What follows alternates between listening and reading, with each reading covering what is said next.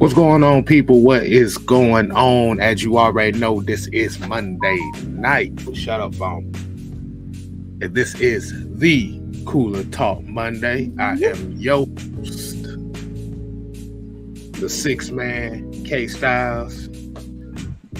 And to my stage left, if I look on this way, he's a mad scientist, Senator Palpatine. Execute Order 66. Mad Mike Sports. And welcome to our world.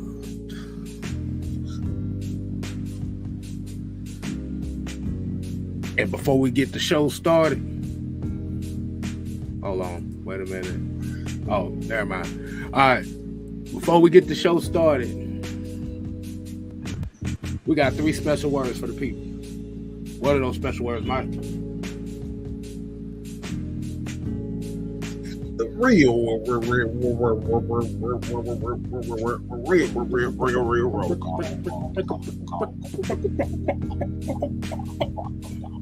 Roll call.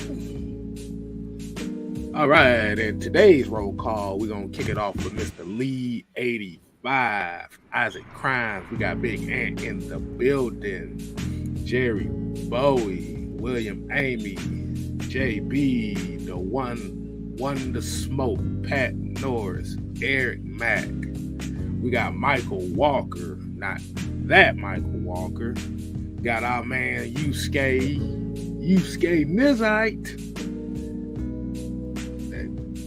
That sounds like a Power Ranger for some reason when I say Yusuke Nizite. Okay, back to what I was saying. Sonia, Nathan Floyd, Bubba Gum, D. Coleman, Isaiah Thomason, Fred Buzz. We got Mr. 58 in the building, Jamarius. We got the Lonely Wolf. I ain't saying all that. Yeah, I ain't saying all this shit. We'll call it the Lonely Wolf. But all right, so that's hold on. We got a couple more in here. We got a couple more minutes. We got Miss Key, she in the building. We got the therapist as well. Hey, appreciate y'all joining us. D. Sloan. Hey.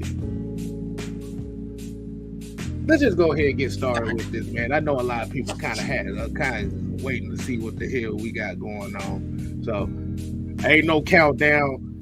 Shut that shit off. Boom. All right. Mad Mike Sports. Nah, ain't no attitude, man. Ain't no attitude. I mean, like I said, it's a good day. It's a good day. I'm breathing. We all breathing. We doing the show here. We got the people watching us. Getting the opportunity to do it again tomorrow. So I think we all should feel very blessed. So, Mad Mike Sports, what's on your mind? How you want to kick this off? Oh yeah, before we do that, also make sure y'all hit that like button, share this.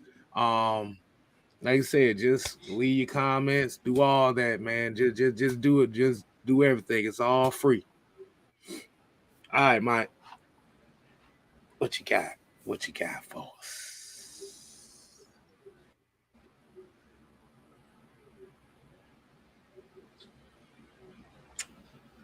I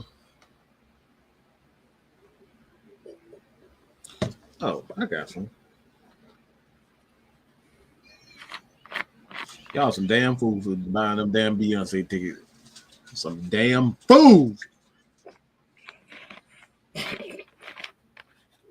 pay no damn $3,000 for them damn tickets for her to sit on a damn horse with a damn silver dress on. The hell? Oh, child. I was not expecting that. Won't even give me damn $5 on the damn super chat. You gonna spend some damn $2,000-$3,000 on a damn Beyonce ticket? Crazy. A damn fool. That's all I got. This is a damn fools. On that note, let's get started with some Atlanta Falcons off-season talk, man. As we are, I was not expecting that, bro. I ain't even gonna tell you no lie. This was not scripted, y'all. I was not expecting that. I was expecting that towards the end, but not at the beginning. All right, so as we know, very interesting weekend that's passed. Like you said, you had the Shrine Bowl and you had the Senior Bowl practices, and then now you getting news that Jimmy Garoppolo's name is being mentioned with the Falcons right now, and it's like, Mike, did you get a chance to kind of check out any other practices and stuff as far as the Senior Bowl and Shrine Bowl, or get any news takes on it? I didn't, but I will say this. Look.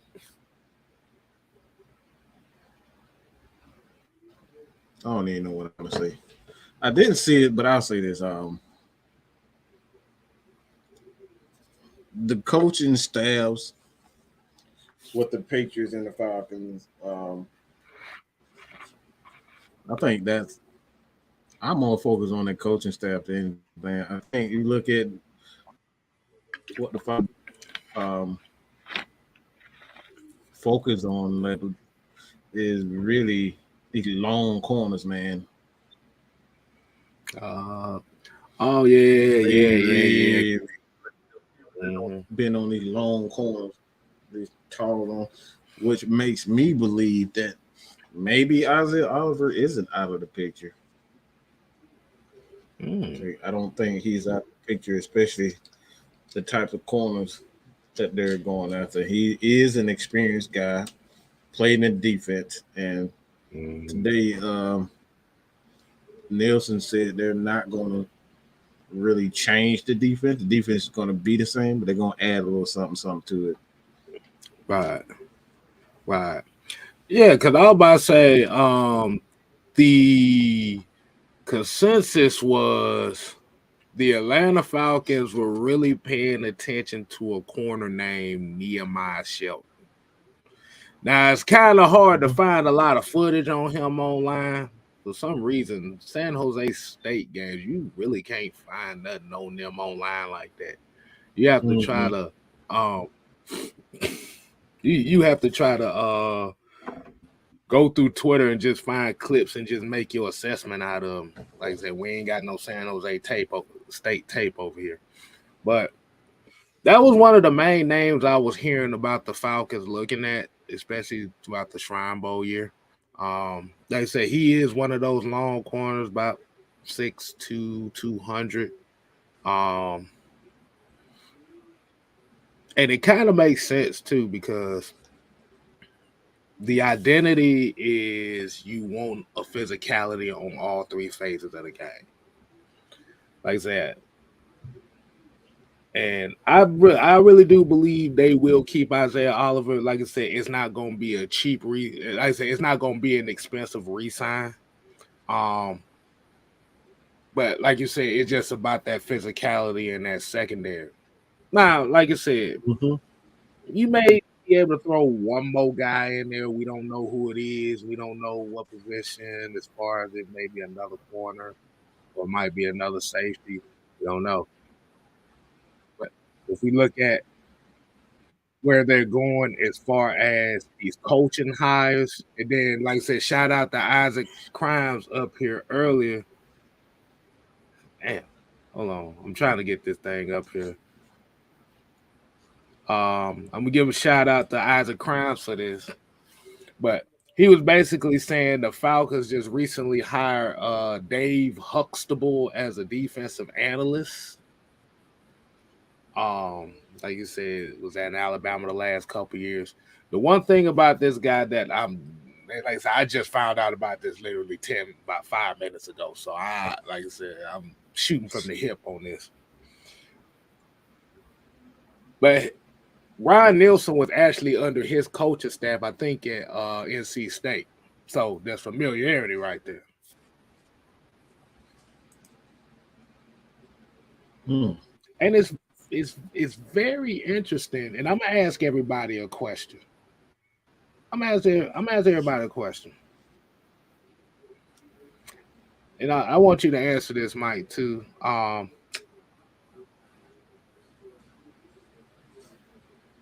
They're throwing all the experienced coaches on defense, especially all the like name guys, like you said, the Frank Bushes and the Jerry Graves, like you said, the Dave Huxtable. They're throwing a lot of experienced coaches on defense, but they're throwing a lot of the younger coaches on offense. What does that mean to you? What do you what how do you think about that?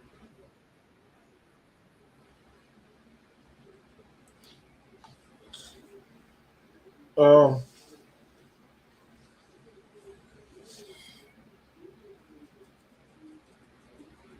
I'll say um, defensively, I think that's where they're looking to develop talent a lot more than the offensive side of the ball. It's like I think they have a clear picture of what they want offensively now. Um, but I think the true growth, um,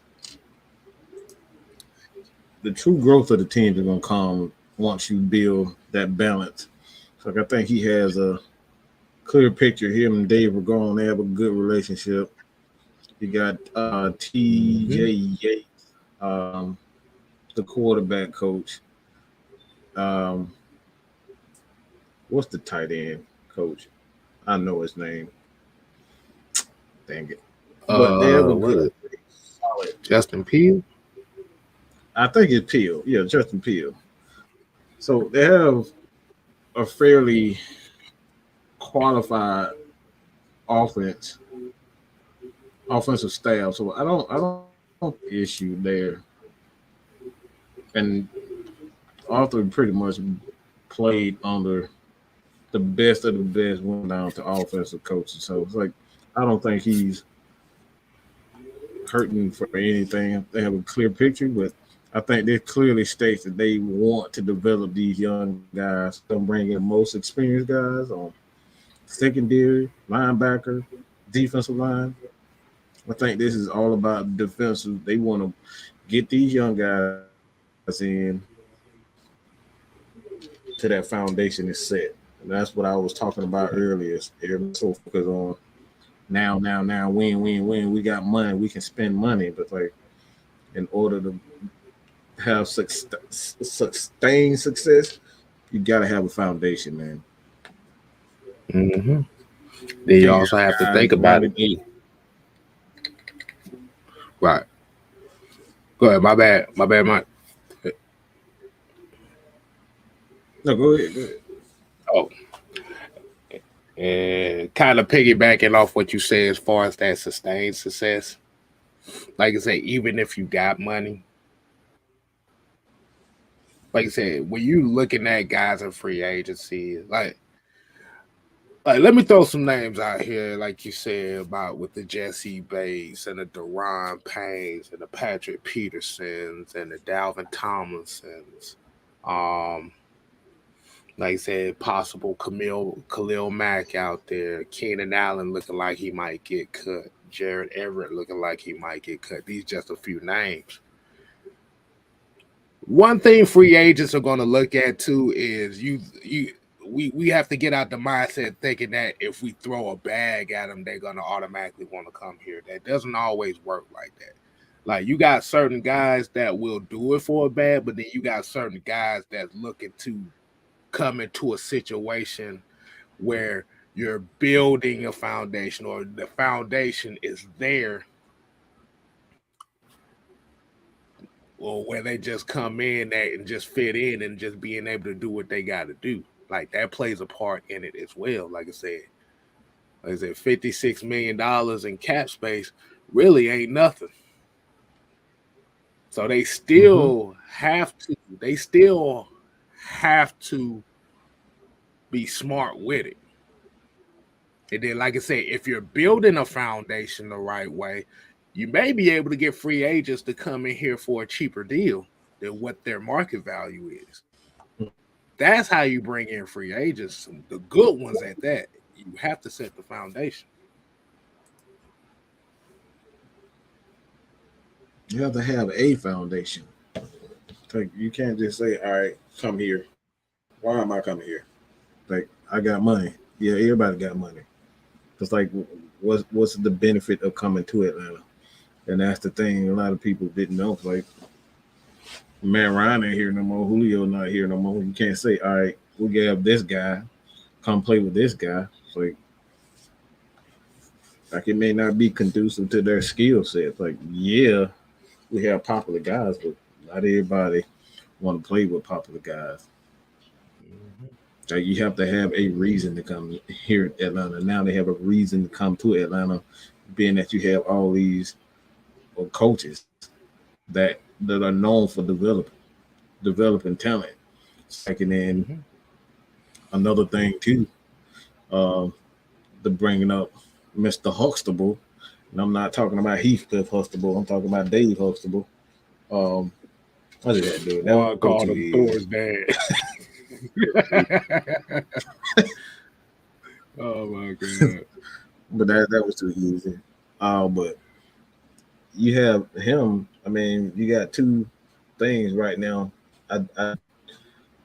He has connections to Alabama, and then you have two guys.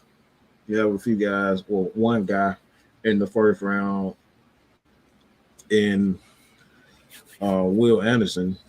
It's like he coached him there also, so you got to keep an eye on that. But like maybe I'm not exactly sure, but maybe he has a connection to Deron Payne too, so that may be something that you can kind of look out for. Like that, the Falcons are playing. They playing some real mind games with a lot of teams that forces you to really like, all right, what are these guys up to? Right.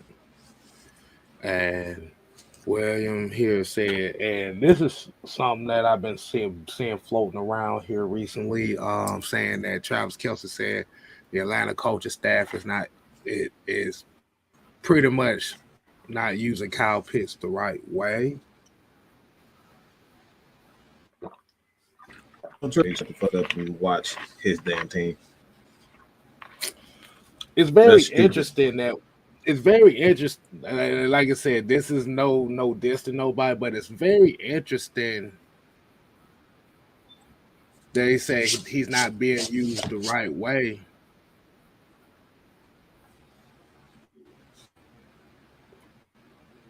But he was literally like 40 yards away from breaking the NFL tight end receiving record. Yeah, that's why I say he need to shut the fuck up. Like that has nothing to do with the fact that they're using it right. Like this last year they was using it right, and then a matter of a year you say they're not using it right. Like shut the fuck up. Like play in the Super Bowl, Hey, mind your damn business. hey, what's the difference though? What was the difference between them using him last year and this year? A quarterback, that's literally it. The quarterback's up. It's like don't give it as they're not using it right. It's like a matter of a quarterback. The quarterback wasn't passing on the ball, and then when he not getting the ball, y'all say he's not using it. Yeah, Does that make any sense? So it's not a matter of them not using them right. It's the fact that the quarterback is not getting them the ball. right. And that's what Southside was talking about. Give He a was damn talking what about this season he season. talking about. He needs to shut up. What he's saying. It's stupid. That's not using them right. You just not passing them the ball. It's not the fact that you not Right. using them right. Yeah, He's just you not had to getting. over. He's not getting the quarterback passing the ball. Yeah. You had to overcompensate the run game to hide the deficiencies of what the quarterback brought. And as we already know, as well, is even when we do say that, I've always said with Desmond Ritter, they did him right because if you look at what the season expectations was from the outside looking in, I ain't talking about just from what their expectation was, because we already know they got a plan. Their plan is set in motion. But from the outside looking in, this team wasn't expected to go nowhere. And what you wanted to do was, because since you didn't have that expectation, you didn't have that pressure to do that, to okay, I gotta do this. Like every player plays to want to go to the playoffs. Let's just get that out the way. But when you have a guy that you're trying to be invested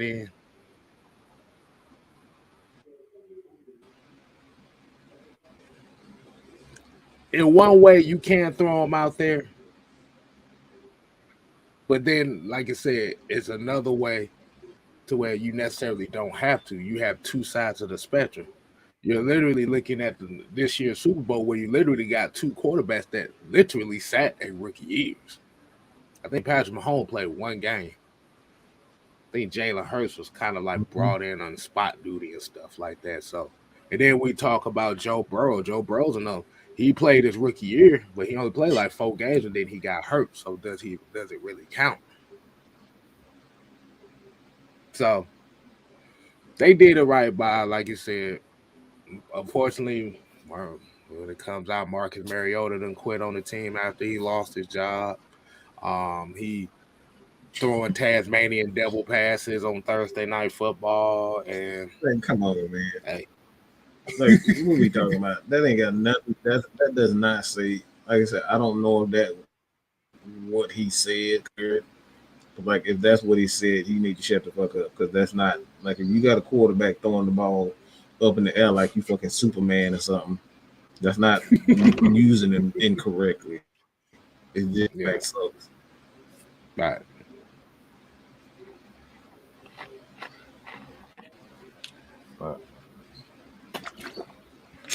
But it's like everybody was looking at Drake as a bust because they weren't getting the targets. Now that is being thrown out of the window right now. Like, nobody's saying he's a bust now because he's getting targets. So like, if those are getting big targets, nobody's complaining about nothing.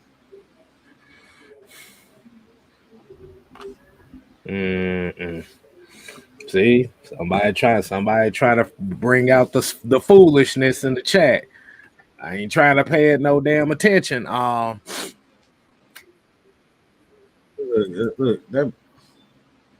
Look, I'm sorry. I ain't trying to pay it no attention. That, okay. Yeah, we just sorry that your mama named you that name. What you say? So sit your goofy head down. For that name. Just the name itself. Just sit goofy head down. Man, we like I said, we try to have a team discussion, and like I said, ain't nobody talking about no goddamn Lamar Jackson right now. I'm tired of talking about this shit. I want to talk about something else, damn it. And speaking of that, let's get on to the next topic for the night. And everybody's waiting for us to talk about. The Ryan Nielson presser was today for a lot of the Falcon fans, and from what I've heard, is a lot of the Falcon fans were pretty excited about the presser and what they got from the energy of it. Let's see. So, Mad Mike, you got a point on this one. Look, what was your thoughts on Ryan Nielson? Everybody let me know what y'all thoughts on Ryan Nielson was. And shout out to my homie, Let's Get It GA. He back on the 2K grind now. Y'all make sure y'all go and show him some love over there as well. Show Jameer some love as well, too. So he said, fellas, one thing I know for sure, we're gonna have tons of money. We can finally fill this roster out. We sitting pretty in the draft. No more excuses for Arthur Smith.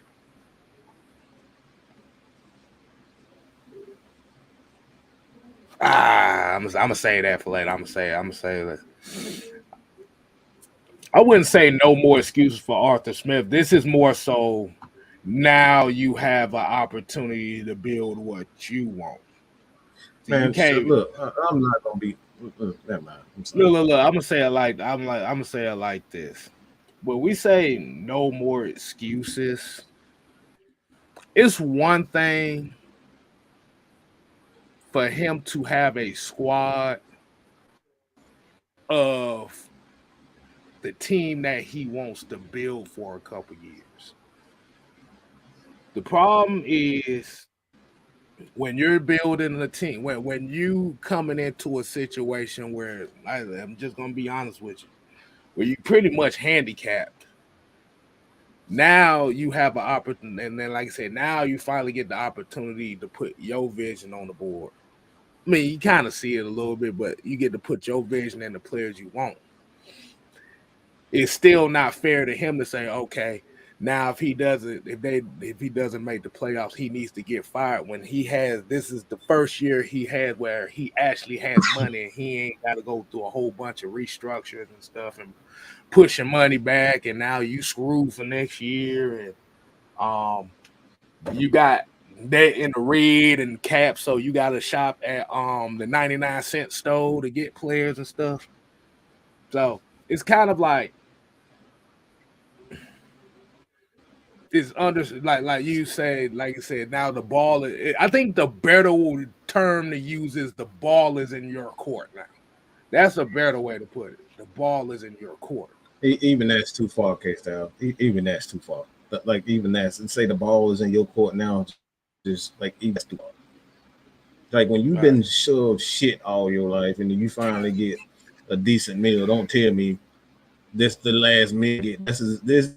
This the last decent meal. That's essentially what you guys are telling Arthur. This man been fed bullshit for 2 years straight, and then he finally gets a decent meal. Y'all gonna say, that's the last y'all got. This is the mentality that people have when it comes down. All right, I feared you. Now stop complaining. That's what you saying to this man, and it's an ignorant way to think.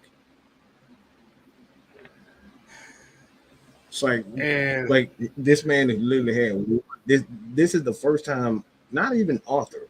This is the first time Terry has had the ability to go out and bring in the players that they want to bring in. And then here we go as a fan base saying, make it happen or else. Like, come on, bro. That's ignorant. It's not fair. It's pure ignorance and it's not fair at all.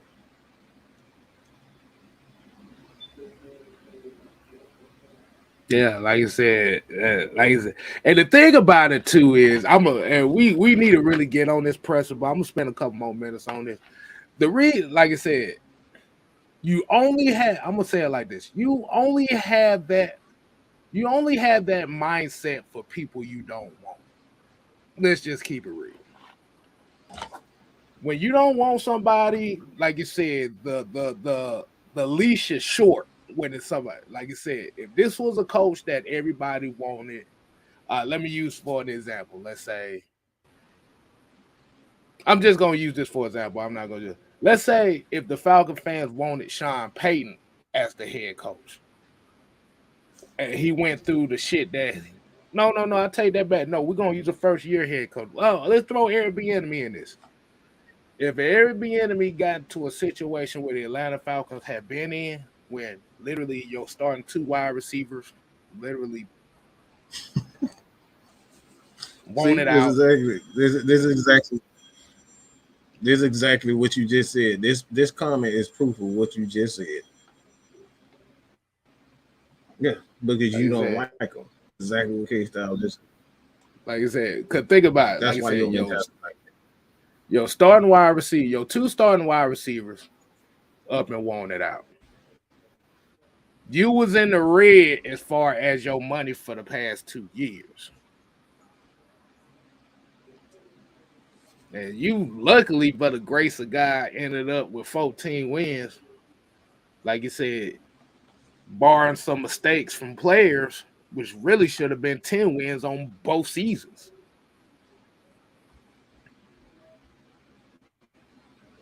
See, now if this was like a guy like everybody wanted Eric Bieniemy, see now the leash is longer. It's a longer leash because, like I said, now it's well he's not working with nothing. But because it's Arthur Smith and he wasn't the first choice, now it comes into, like I said, now it's like, okay, I don't like this motherfucker. I don't like the way he does things. Like I said, you on my shit list from day one. Yeah, I don't like his play calling. I don't like this, and I don't like that. When your first comment is I don't like something, then you can't be trusted when it comes down to your to be truthful about a situation because you start beginning your statement about a person on something negative. Right. I'm trying to figure out an example. It's like I'm trying to think. I'm trying to put this in the right word.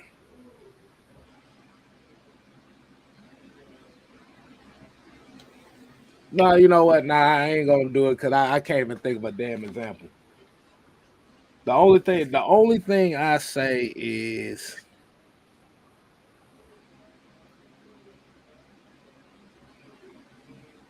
when we talking about a guy finally being able to actually grocery shop.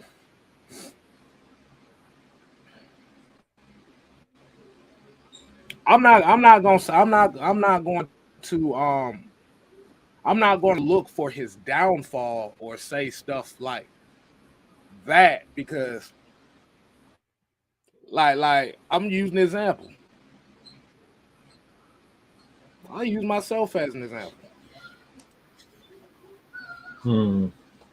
I went through I went through a year and nobody was watching me. That's fine. We had to sit here, like I said, we sat here, did shows, do whatever, and we had to do what we had to do, despite nobody watching anything I do. We do. Now I get an opportunity to get a broader audience. Now, if my stuff goes up a little bit, am I considered a failure just because it went up slightly? Or am I Mm-hmm. looking at trying to progress to get to that next level? Mm-hmm.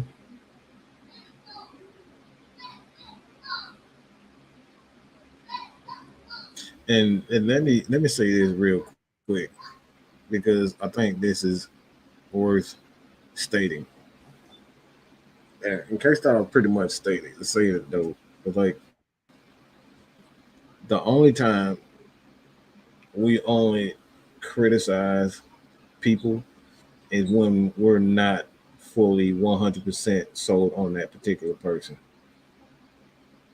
That's why I always say it's like don't listen to me when it comes down to certain guys like Michael Walker because I'm not like I don't really like him anyway.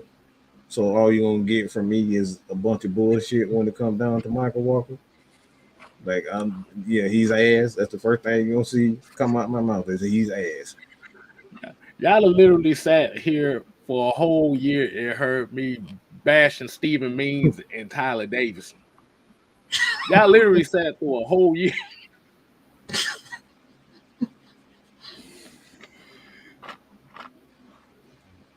But those guys are who they are. Like as we always state, they are who they are. Arthur Smith has had success.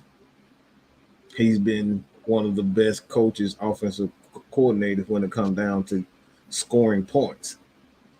His offense is always focused. They're always around 20 points a game. And that's the average. He's always one of the best rushing teams and best scoring teams in the red zone. That's always. He's always has one of the best third down conversion teams in the league. That's always. Even when it was with Matt Ryan, they still converted the ball on third down. You isn't whether or not he's a good play caller. The issue is whether or not you like his play call. Right.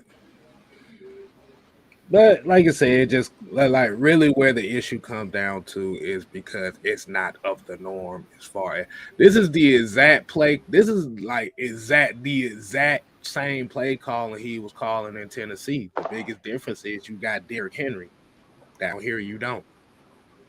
It's the exact same play calling. And Tennessee been successful. And while he was down there, Tennessee was 10, 11 win teams. Like you said, he may not have been the head coach, but he was on that coaching staff. So gotta remember that, folks. We got a couple guests in here. We got a couple guests as you already I ain't no see. guest. I'm over here doing my producer work because I'm trying to put a link so everybody know about this red and black event in July. Just coming to interrupt the show because that's how I do. That's how I just operate. Y'all better deal with it. You know, Maggie ain't got no manners. So just saying, July, we got a tentative date of the 22nd. Keep that in mind. But I'm going to put the link in. I want everybody to RSVP for this event in July. Once we get it locked and set, we'll give y'all the location. So be patient with us. But we finna be partying for the summer. So y'all get ready. If you're traveling, we're going to have travel arrangements. Let me turn this TV off real quick. Travel arrangements and things like that. You know, we're going to try to get that happen. But we need to know exactly where you're coming from, what's going on. You know, let us know I'm coming from out of town so we can make those arrangements for y'all so y'all can get some room blocks and be able to kind of come out and stay somewhere comfortable. But we need to know. So I'm going to put the link in the chat so everybody can get it and just go ahead and RSVP now because we need a head count to how we can feed y'all. And get y'all drinks and stuff like that. Don't come in here talking about we didn't know. I'm telling you now, you got months in advance to know about this event. So I'm just saying, people. Get it. Good little time. Oh man. Hey man. We're gonna party like it's 1999 in the red and black. Yeah, we're gonna get Mike to put on his Prince pants and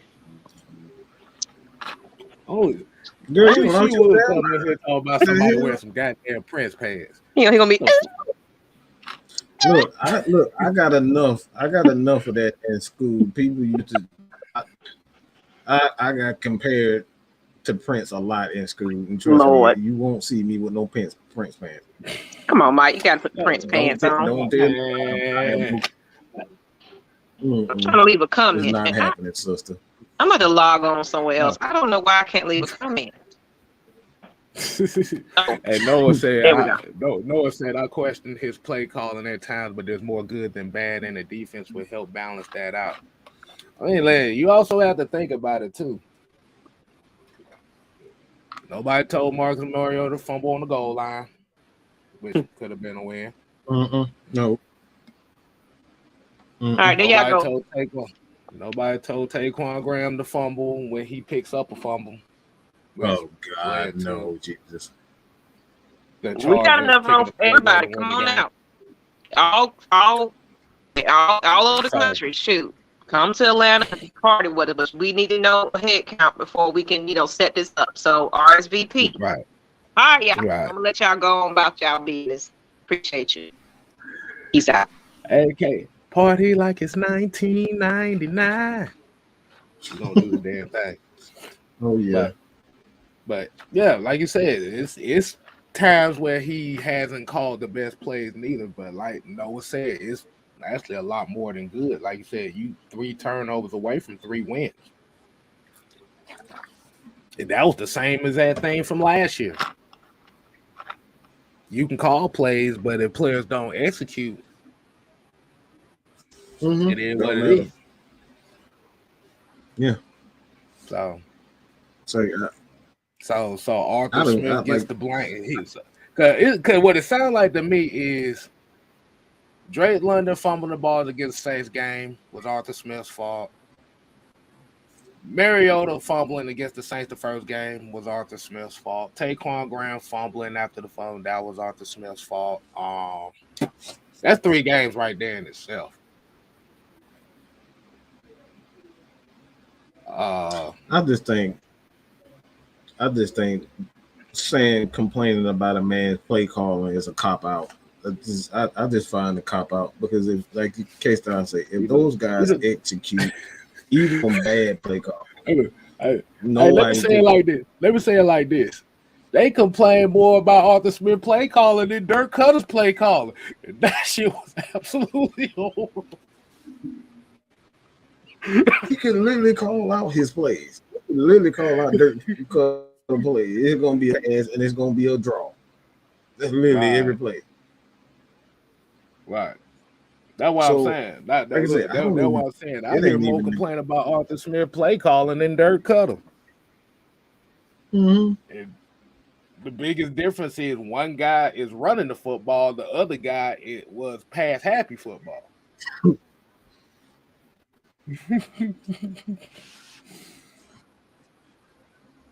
You need guys to execute, bro. Like I said, bro. Don't like I said. I think play calling, complaining about it because it ain't nothing pretty about what Sean Payton does. He called the same shit over and over, a bunch of slants and a bunch of flat routes out of the backfield. That ain't nothing spectacular. Right. That's his whole offense is slant Michael Thomas, throw the ball to Alvin Kamara, and occasional run the ball. That's their whole offense. Where the genius come in? He said, "Stop the cap, y'all. We killed Cutter. Not as much as y'all do Arthur Smith. I'm telling you for a fact. Nah. It was more Matt Ryan blame than it was Dirk Cutter play call. Trust and believe. Yes, that's something we know for a fact. We got damn near fact.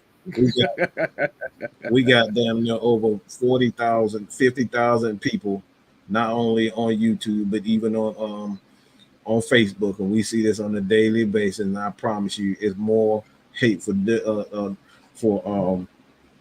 Arthur Smith than it is for Cutter. Y'all do not go in on. Y'all did not go in on his past. His phone like any Arthur. Gee, that's what I'm saying. But let's get back to the task at hand. So getting back to the press conference for Ryan Nielson, there was a couple quotes that he said in this press conference that intrigued me. It intrigued me. First of all, he kind of comes off. He comes off just like Arthur Smith, kind of like he's kind of a dick in a way, depending on what questions you ask him and how many times you're gonna ask the same damn question. I don't know if anybody paid attention to that. And there was another thing where they asked, and there's another thing they asked him too, especially about the 3-4 and the 4-3. I know they asked him questions like, would his defense be a 3-4 or 4-3 defense? And you said it earlier, like they're not going to really change much from what they have here, which is he's acknowledging that Dean Pease has built the foundation. They just need him to take it to the next level. This dude basically said, I don't give a damn if it's 3-4, 4-3. The main objective is to hit a motherfucker. That's all he said. That's all I heard. That's all I heard. Right. So what's your thought? What was your thought? Is there any other things that you took from there? Or you want to speak on that part? It's the mentality. That I absolutely love when it comes down to it. It's like his thing is he want to get stops. It's like he didn't preach turnovers like Arthur, Dan Quinn did. Dan Quinn always preached we need to get turnovers. He didn't care if the guys were really good on defense. He just wanted to get turnovers. You know what I'm saying? So like I didn't hear that. I didn't hear any artificial bullshit. Oh, let's get this super chat out the way, man. Shout out to Desmond Capel for the $4.99. We sorry missed that one right quick, but he said according to Goodell, Arthur Smith has until his contract is up because he's tired of teams firing coaches for years of money. Goodell, Arthur Smith has until his contract is up because he's tired of teams firing coaches with years and monies left on their contract. That hasn't been an emphasis. That definitely has been an emphasis. I do remember that. He's been talking about that for the last 2 years or so. So I know that to be true. Because it comes down to the teams aren't living up to their own standards. Like you can't say, all right, we believe in you, but after 2 years you find the guy.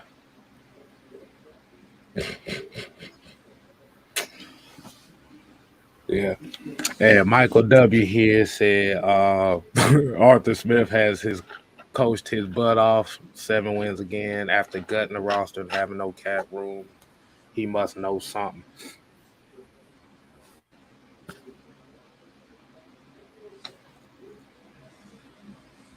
I mean, that's why I'm baffled by all the negativity towards him. Like, bro, it's some teams out here that barely winning 3 games a year. And Houston is one of those teams. They barely winning. And we up here complaining about 7 wins. That's literally how like even the Saints, like the Saints they went on their run by winning 7 games in a row back to back to back. And they became, once they got the coaching staff right, they got the players that they wanted, that's when they started going on their run. Mm-hmm. The same thing for the Chiefs. Like they were going, like they was winning 7-8 games a year when they had Mr. Check down there. And then they started getting better players and better coaches, and that's when they started going on the run. So it's like y'all frowning up for 7 wins, but it's the start.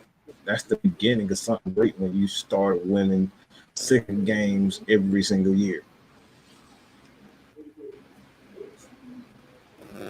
That's a mark of great coaching, of good coaching, I should say. And Bubba Gump here said when they said 3-3-5, they got quiet. He already likes Smith, Fontenot, and Pease. Don't put up with the media BS. Yeah, his I think his mentality is like, shit, whatever the fuck personnel I got out there, we gonna go ahead and get it.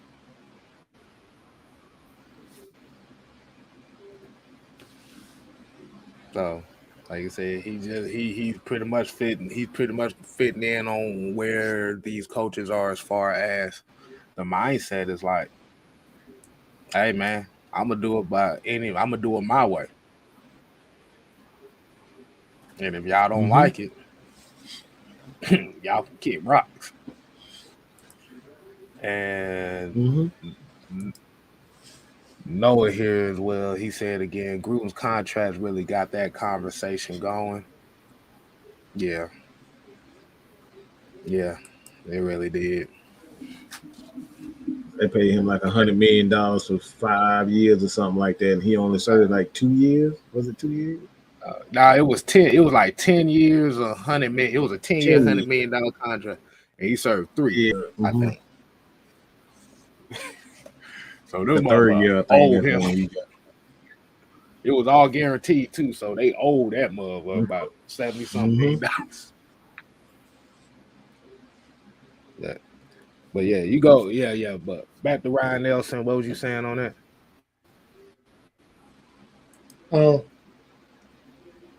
The 3-3-5 is kind of what interests me. Talking about 3-3-5s, like we kind of seeing that already. It's like a lot of teams use a lot of stunts. What they linebacker, a lot of time that outside linebacker is really a 3-4 outside linebacker with that skill set, and that's why you got guys like Trey Anderson. Trey Anderson has the skills to be an inside linebacker and an outside linebacker. So those are the guys when you playing that 3-3-4, he can go inside because he has the strength and the size to go inside, and then you can put him outside and he'll, blow past the tackle. So it's like the 3-3-5 is something that teams already use. Sometimes that third linebacker is a DB like Isaiah. So most of those guys are pretty much the same size anyway. You're just interchanging different positions when it comes down to it. Different versions of the three-man front that you can kind of, mix and match.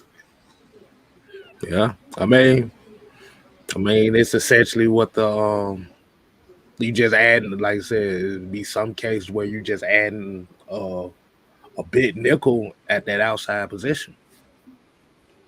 Like you said, it could be a possible. Like you said, that's Isaiah Oliver. It might be another safety they may be looking at. Like I said, they may see a safety in this draft, like a JL Skinner or something like that. That's big enough to be able to play a role like that. Like, we don't know. Basically, what he's saying is, bro, we gonna do about what the I'm gonna just say, like, the objective is we getting after it. I don't give a damn what. So it's gonna be some corner blitzes coming up too. So expect to see AJ Terrell blitzing the quarterback a little bit more.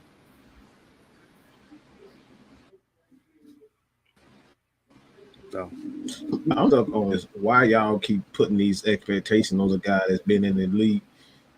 He's won 7 games back to back to back.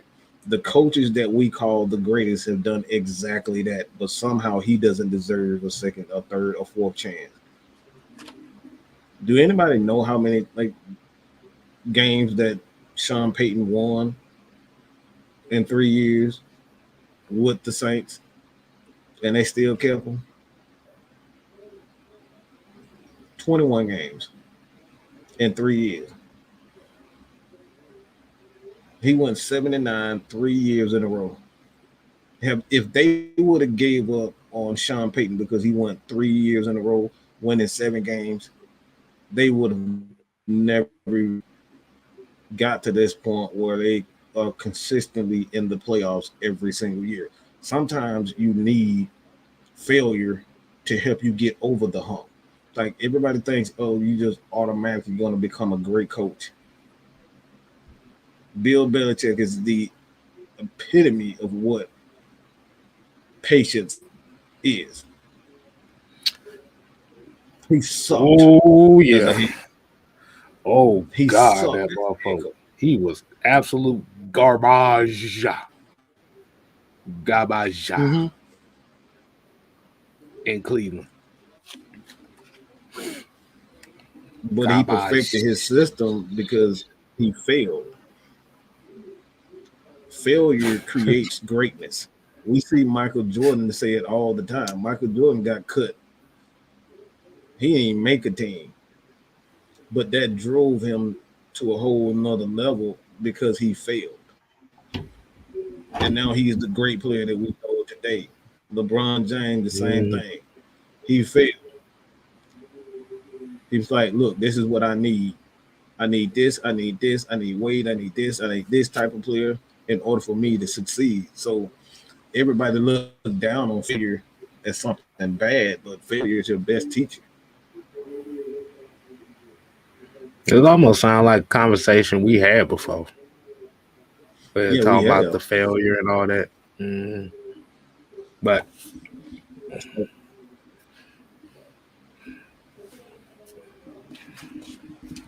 But like I said, that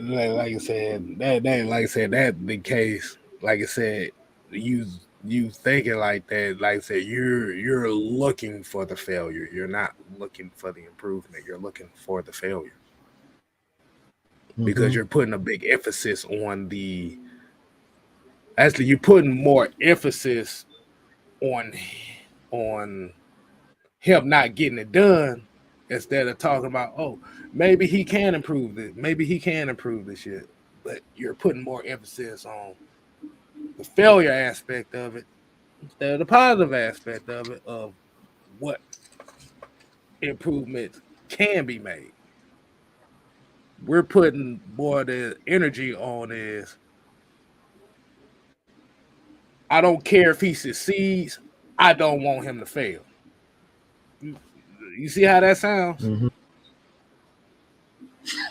And shout out to Rich for this one. He said Garrett Gray and Nielsen's gonna work heavily together, put our current players in the best position possible to be successful, and they're gonna get the best out of our players. Right. That's why you, like you said, that's why you got those experienced coaches like that. Oh no, boy. No, That's exactly what I'm talking about. That's a perfect example right there. But, not the ringmaster. The ringmaster. Rocky Maivia. And I want to in Rocky Maivia, those was massive failures. Okay, massive failures. Anybody remember Triple H old gimmick? Y'all remember Triple H old gimmick? The blue blood gimmick, or his WCW name, Terrorizer. Oh, Terrorizer, boy. Bro, like I said, failure is your best teacher, bro. All right, man. You just got to give it. Like I said, it's just giving guys time to grow. Because when I started this, bro, I didn't even want to be on camera, bro. I didn't even want to be on camera. Ooh, I was bad, bro. I was bad. I was terrified of the camera. Like now, shit, I don't even give a fuck. And here's another comment right here, and this is another one that's one of those dangerous comments as well, because this is what I talk about as well, is if it's somebody you like, the leash is long. What's up, man? But if it's somebody that you don't really like, or somebody that you like, okay, I don't hate him, but I'm not feeling him, the leash is shorter. Yep. He said he hasn't proven that he's going to be effective long-term starter. I mean, 4 games is not enough. You literally seeing a quarterback in the Super Bowl right now who literally was on the trading block last year because they didn't know what he was going to bring. And if you don't know who I'm talking about Jalen Hurts. Yep. Bam. You talking about Josh Allen, who was damn near on the trading block in Buffalo because they didn't think he was going to improve his game. Okay. Of course, he still makes those mistakes like that and stuff like that, but there's no tell. Like I said, they gave him a chance. And this is what we keep talking about, this long leash, short leash shit. Because if it's somebody that you really, really, really like, oh, that leash is longer. Like I said, 4 games is not enough to prove to see if somebody is long-term starter or not. The only way you're going to know is your 2023 is going to be the year you're going to find out. What's happening? I got a question for you. You know what? Okay, go ahead. Go ahead. Speak on it. I know you're ready to speak on that. Go ahead. I was just going to say, I'll give you an example of that. Where what has Lamar Jackson did in the playoffs? Nothing. But some of our fans and our fan base are ready to give up on Ritter, or not give up, but not give him the full support off of 4 games. It doesn't make any sense. Like the math is not mathing. Like it's either you're gonna give him. No, we're not saying just give him the keys, because we've said that we need to bring in the veteran quarterback to push it on numerous occasions. So I don't understand that part.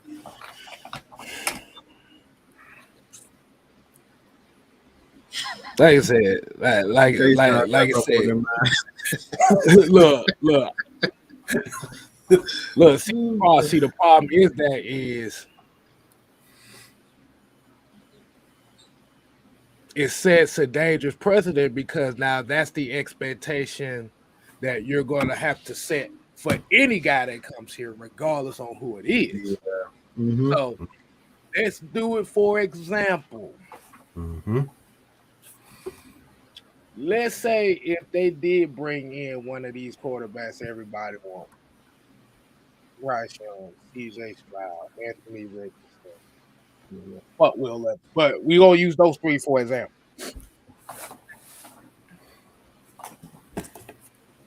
If put in the same situation where, and we're just using this, let's just say they didn't draft a quarterback, they didn't draft Desmond Ridder, nothing like that. So they draft a quarterback this year. And he's put in the same situation, and these guys are put in the same situation to where they only played 4 games and they put the numbers like that up. Are we saying the same thing?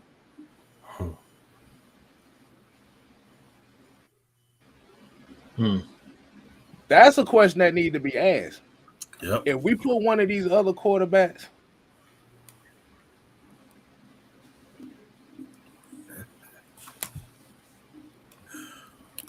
are we saying the same thing? We're not saying the same thing. See, the thing is the Falcons, everybody keeps saying the Falcons have not seen him as a starter. How? Then why the hell is he starting? How? Let me say that again. Let me say that again, okay? Because that probably went over so many people's head.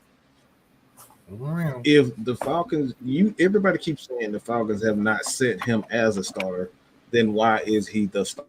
Let me go to the depth chart. What do you guys see when you go to the Falcon depth chart? Who is QB1?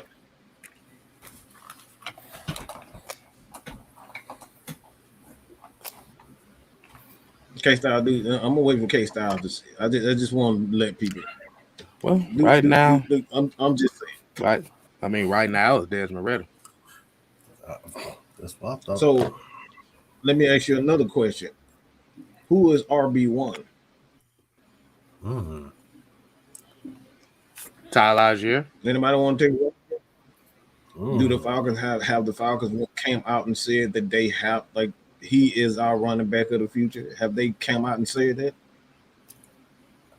No. I think so. All right, let me ask you another question. Who's our Pro Bowl guard? Chris Lindstrom.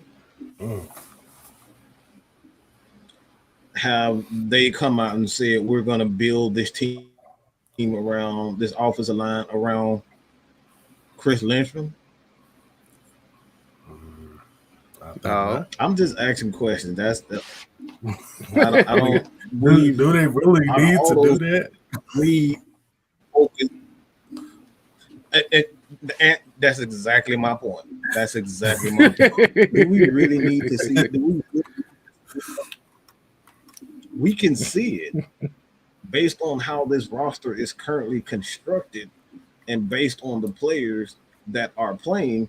Do we really need to say that AJ Terrell is CB1? Why does he have to say that? Why does he have to say that Desmond Ridder is our guy?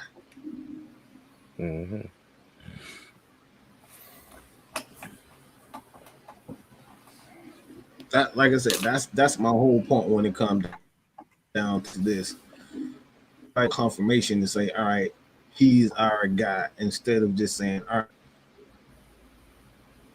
until they trade for another guy, which they haven't done, until they brought in another wide receiver, like the Falcons, for instance, like when they drafted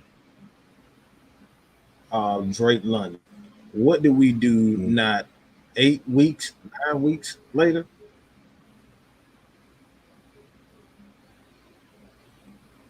We traded away Calvin Ridley, didn't we? Then we traded away Calvin. That's what I Not thought. so much we say that Drake London. They didn't say Drake London is our wide receiver for the future. It's the actions behind what they're doing. So we don't need him to come out and say that Drake or this guy is our guy. It's all about the actions. Mhm. They haven't brought in another. So until they bring in another quarterback, until they bring in another coach or whatever, another player, the actions speak louder than the word. So right now, Right. until we bring in another quarterback, why is he not our guy? And then you also have to think about if they do bring in another quarterback, it depends on what quarterback they bring in. That is true. It depends on who they bring in. Because like you said, if you're like I'm gonna use an example. So if they bring in a guy like let's say Teddy Bridgewater, is that really competition? Or is that mentorship? See, when you're talking about competition, this is where we gotta get the biggest difference from when we're talking about competition and mentoring. See, when you're talking about bringing in a guy like, okay, let's say Jacoby Brissett, Teddy Bridgewater, let's see Jimmy G. Like these are guys that have won games in the league, but these are not guys that you're coming in and saying, okay, you're the automatic starter. We're gonna sit Desmond Ritter. Yep.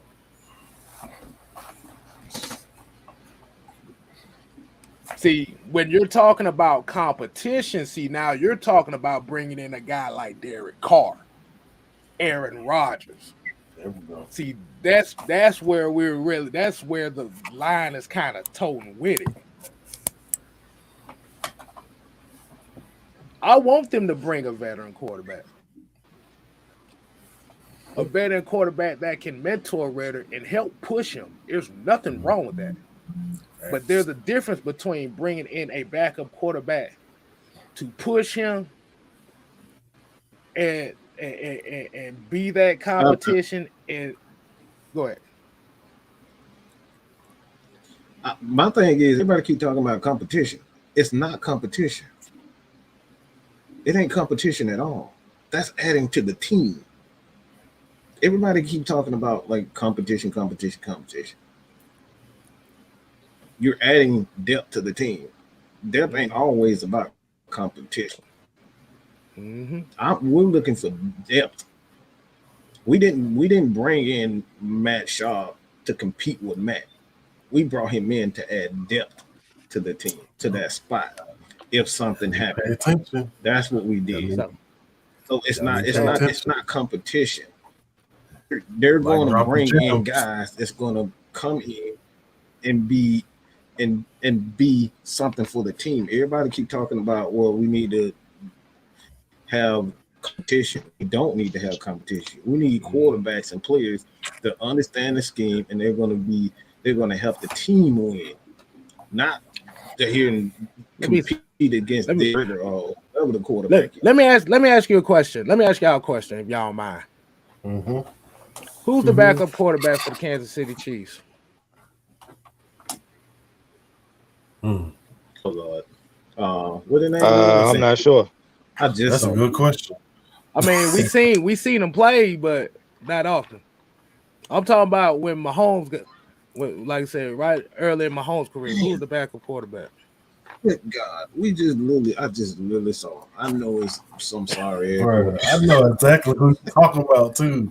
I got it. You see how long it's taking for you to think about that? So nobody damn knows. No, okay. I know his name. I'm bad with names. I'm Chad Henne. Damn showed over. God damn it.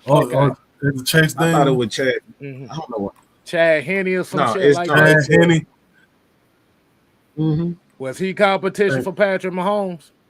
Hell no. Who is the backup quarterback for Josh Allen? Oh God. Oh, Lord have mercy. See, nobody knows. Good God, Jesus Christ. Nobody knows anything. I'll be the first to tell you. Who's the backup quarterback for Justin Herbert?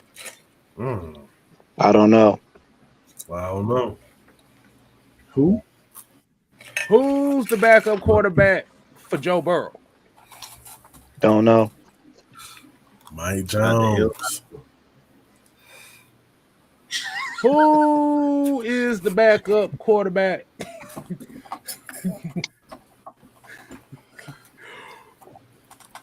Well, we knew the backup quarterback for Zach Wilson was Mike White, but who's the backup quarterback for Trevor Lawrence? Trevor Lawrence. God, I have no idea. I have no idea.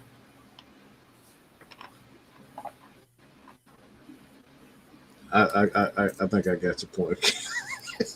Yeah, I think we see eye to eye. Okay. The reason why I'm bringing this point up too is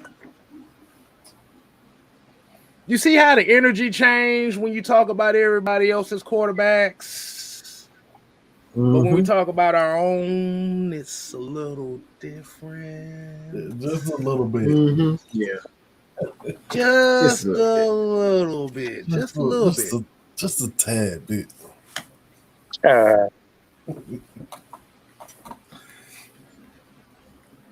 Hey, K Styles. Yo. I believe, and this is just my opinion, that the actual backup quarterback situation is basically a cop-out because we don't like Ritter. Because if you think about it, if the quarterback was like and everything, was anybody, and I'm going to throw this out, was anybody talking about who the backup quarterback was for Vic? Hell no. There you go. So, I remember that backup quarterback. Motherfucker, I think we won like 2 games with that motherfucker. Yeah, but my which was Peter Price's best year as a Falcon. My point is, we're always looking for scenarios and excuses why Ritter can't do what he can do. Yet and still, you haven't seen enough of him.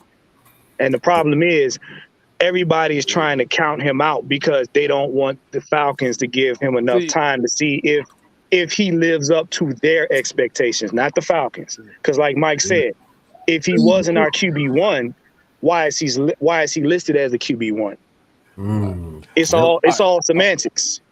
Let me ask this question. Was Patrick Mahomes, Josh Allen, was all these guys destined to be great when they first came out? Nope, because most of them sat. Nope. No. And that's the part we skip over. Nobody wants to talk about. Mahomes sat 1 year. Right. He played 1 game his rookie year. Aaron Rodgers sat. Aaron Rodgers sat 3 years. The thing is, we don't know. Right. But the thing about those franchises and those coaching staffs is they had enough confidence in the guy that they believe in that, okay, they're going to give him the keys to the car. Yeah. See, you could use he's not on the level of those, but you have to remember Josh Allen was quoted to be one of the worst quarterbacks to come out his first couple years. Buffalo damn near was going to trade him. Yeah, Jalen Hurts damn near got traded. This close. Joe Burrow played 4 games his rookie year and got hurt. But see, you made a very key statement. He's a rookie. He's a rookie that played 4 games, not the whole season. Most rookies play the whole season. He played 4 games. And they already talking about he's not that. These quarterbacks sat for years. Brady sat. This is what y'all not understanding. Y'all skipping over the fact. Y'all want him to be great. And because he's not already a veteran in his first 4 games, he's no good. No, he's what he's supposed to be, a rookie. And a rookie that did 2-2, that ain't half bad with throwing him in because trust me, if Arthur Smith and them did not trust that he could do what he do, he wouldn't have saw the field. We'd have still been throwing prayer passes with Mariota. Here you go, Jesus. Take this. I'm just King saying. Kill said, King Kill here said right here, Allen didn't get it until year 3. And that's the And he was problem. absolute. He was ass at Wyoming. He just a motherfucker that knew how to who threw the ball fat hard as hell. He had a strong ass arm. Mm-hmm. And it's something Mike said a while back about not being satisfied, because all season long everybody was crying for Mariota to throw the ball, and when he threw the ball, it was a catastrophe. Then they said put Ritter in, because I know Ritter can do it. We put Ritter in, and Ritter threw the ball, and Ritter actually allowed Drake London to come alive. It's like, okay, yeah, he threw the ball. That's good. But now our expectations is because he's throwing it. Now he got to get us into the playoffs. And because he didn't get us into the playoffs, now he's no good. Oh, I'm sorry, bro. I gotta see this. Y'all gotta open up y'all minds, bro. When we talking about, look, y'all need to go back and watch The Matrix. Y'all probably didn't watch The Matrix. When we say open your mind. Everybody, you see, the problem is y'all see Josh Allen as he is today. Mm-hmm. It was not there. Let me say this again. Y'all see Patrick Mahomes and Josh Allen as they are today. Y'all didn't see these. Y'all don't remember when these guys He played one game as a rookie. One. Let me show you these numbers when we talk about Josh Allen in game 1. I just want to give y'all an example of this stuff. Because a lot of people just like. Can I break? Can I break it down? Can I break it down in the most simplistic way I can say? Break it.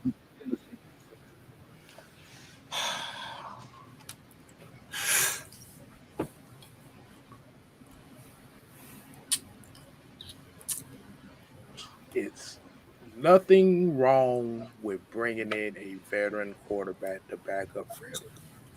This is we're not saying it's nothing wrong with bringing in a guy like that.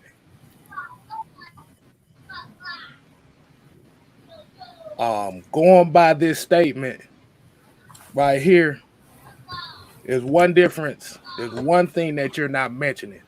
Those teams had patience with the young guys that they brought in. Facts.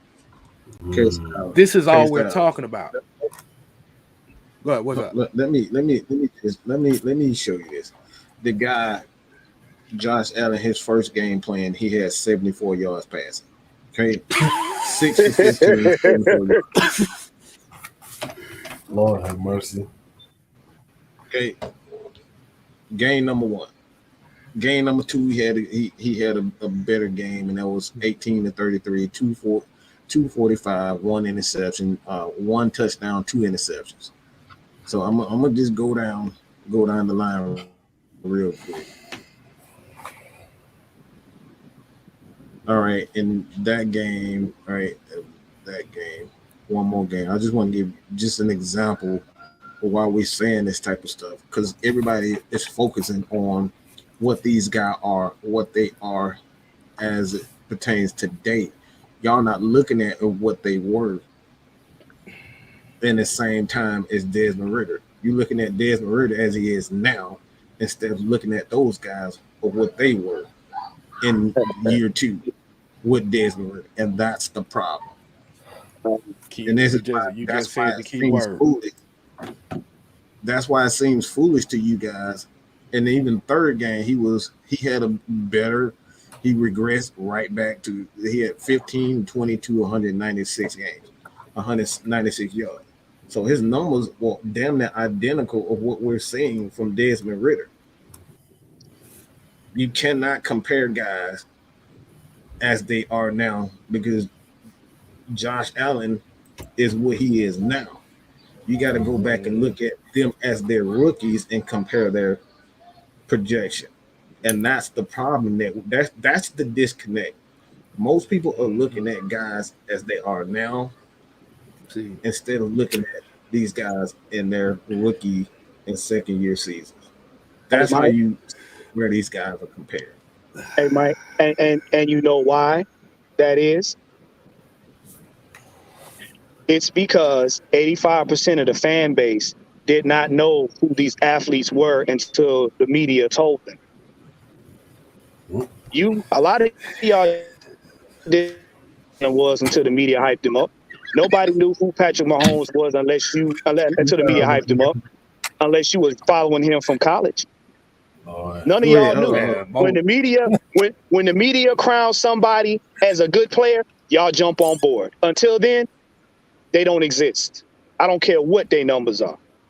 And that's the reason why it's a disconnect. Like Mike said, the media dictates to you guys who's good and who's not. This is I'm sorry. This is the ignorant. Like this statement is so stupid. Why can't we compare guys who in their rookie seasons? Because you said so. Hello. So no, I get it what it is now. I get what it is. Nobody wants to go through the process. Let's just keep it. Nah, they don't. Nobody wants to see. It's too uncomfortable. I said, they want to be told who's good. I'm telling you. The process is uncomfortable for a lot of people because now here's the thing now. We don't went from talking about competition. You said, wait a minute, hold on. So what? Hold on. Let me see what he said again. He said, all I'm saying is you can't compare them at all. I'm not looking at the finished product. I'm going off the argument that y'all make. No, the argument that we're making is saying there is a process that goes through here. Everybody doesn't start off great. Nobody knew Tom Brady was going to be the greatest of all time, the quote unquote greatest. I still think that's bullshit. But he did not play like going off that. He was not playing like nobody knew all. That shit was going to happen.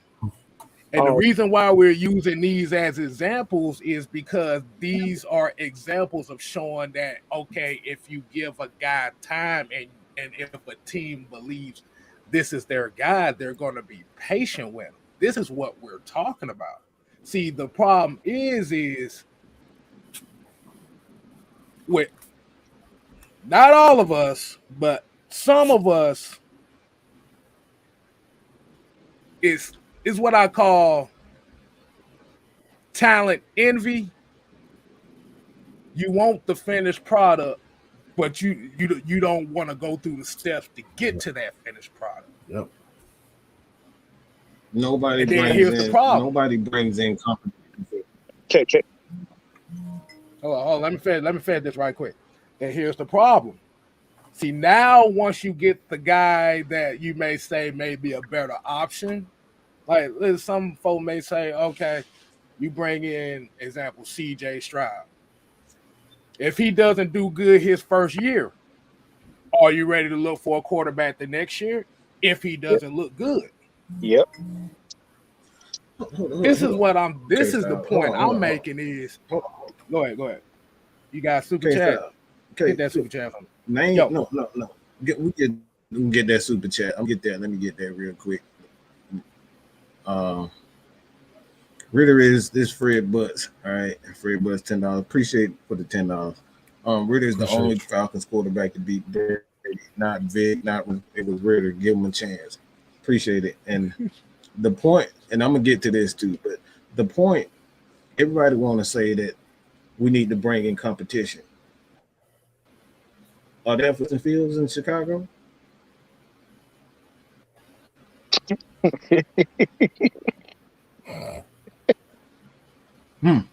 Do they are there for Trevor Lawrence? No. Did they bring in competition for Zach Wilson? Because Mike White he wouldn't look to even be any good. So they didn't bring him in for competition. He was just there. I can keep going down the list. Name the court that brought in the next year competition for that quarterback.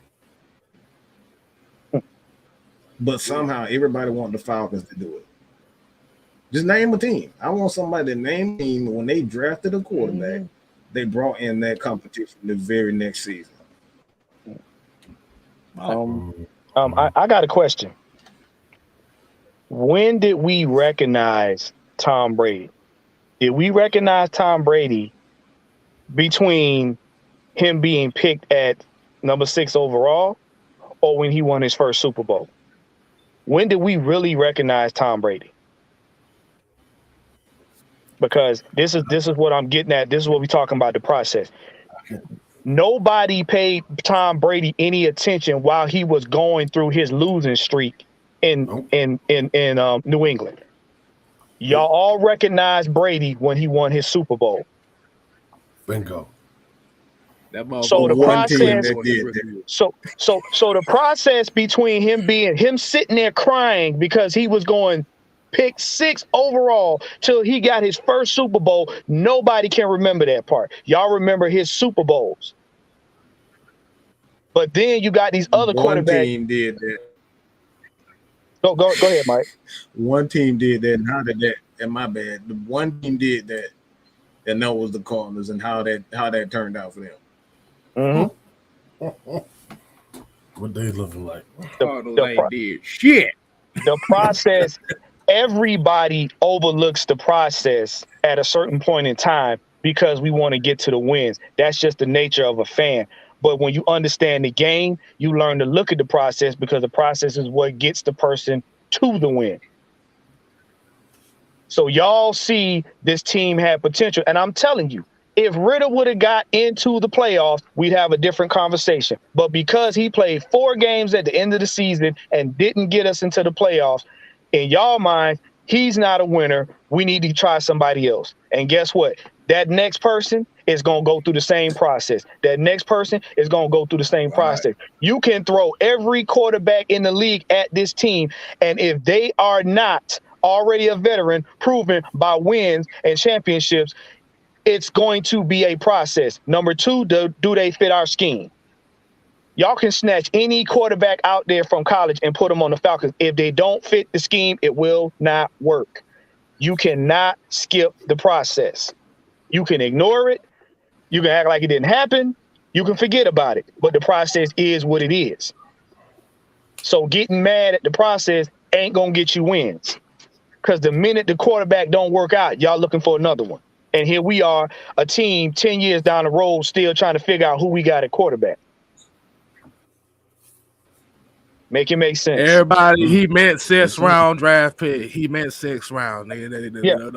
Don't try him on that. He meant 6th round. Yeah, 6th round draft pick. Yeah. Y'all seen the story? Like I said, the greatest quarterback of all time was drafted in the 3rd round. A lot of people don't know that. Mm-hmm. Talk about it. My GOAT quarterback is Joe Montana. 3rd round. Facts. Put some fire in the chat. Everybody's quote unquote GOAT was 6th round. Mm-hmm. Not mine.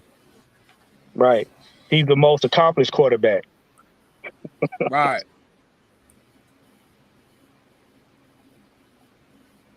Like I said, the quarterback, the quarterback everybody wants in Atlanta, Lamar Jackson, was drafted 32nd. That's essentially a 2nd round pick, if we're gonna be out. If you draft a quarterback late in the 1st round, that's really essentially a 2nd round pick. Like, it don't matter where you drafted, it's about what situation you're drafted into. That part. Bingo. Because we know any quarterback that stays on the team long enough will have some success at some point. And we keep trying to tell y'all, Brady was in a system where the team was well built around him for a long time. So his process got better. It allowed him to get better. Brady was brought in to be an asset, okay, to the team. He wasn't brought in to replace Drew Bledsoe. Drew Bledsoe was that guy. Yep. He was their starter. If Drew Bledsoe don't get hurt. But when Brady started playing, we're not even talking about that. Right. So it's not even we can say these things. We talk about everybody want to bring in competition. You're not bringing competition to replace a lot of people want to replace Desmond Ritter. When we draft a quarterback, that guy. Well, the last thing I want to make this clear too. Let me say this real quick, K-Style, because I think this is important. I know somebody didn't just throw Nathan Peterman's name in here. Yeah, Nathan Peterman was not brought in to be a damn quarterback one. Stop that! Stop that! Stop the cap. Just Hey, He was the backup. He was Put it down. Put it down right now. Do not pick that up. Put it down. Yeah, like Murguy said, like we saying, ain't nothing wrong with being challenged. The thing is, there's a difference between competition and a mentor. Yes. See, when you're talking about bringing in competition, you're talking about going after a guy like Derek Carr, going after one of these Pro Bowl quarterbacks that may be free agents here. That's bringing in competition. Do y'all realize? Go ahead, K-Style. Like I said, you do know you go down that route, and you bringing in a guy like that.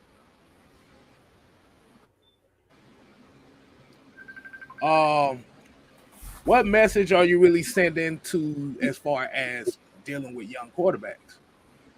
Like I said, that's exactly what I was about to say, K-Style. That's exactly what I was about to say. What message are you really sending? Like I said, you draft Bryce Young, you draft CJ Stroud. So if you draft this guy, are you bringing in Aaron Rodgers? Nope. Once that quarterback gets to year 2 or 3, you're bringing in Aaron Rodgers? Nope. In his prime.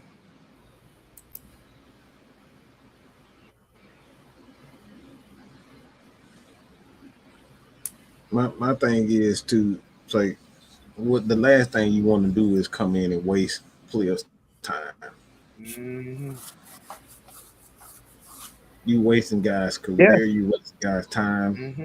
And the last thing any coach want to do is kill a guy's career before they even get a chance. That's what happened with Josh Rosen. He never got a chance.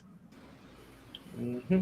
And they like I said, they destroyed this man's confidence. They destroyed his career because they didn't want to give him a chance. And that's the mentality that you're going to have. And you got other players going to sit back and watch that type of stuff. If every year you're going to try to draft a quarterback to replace him because you want competition.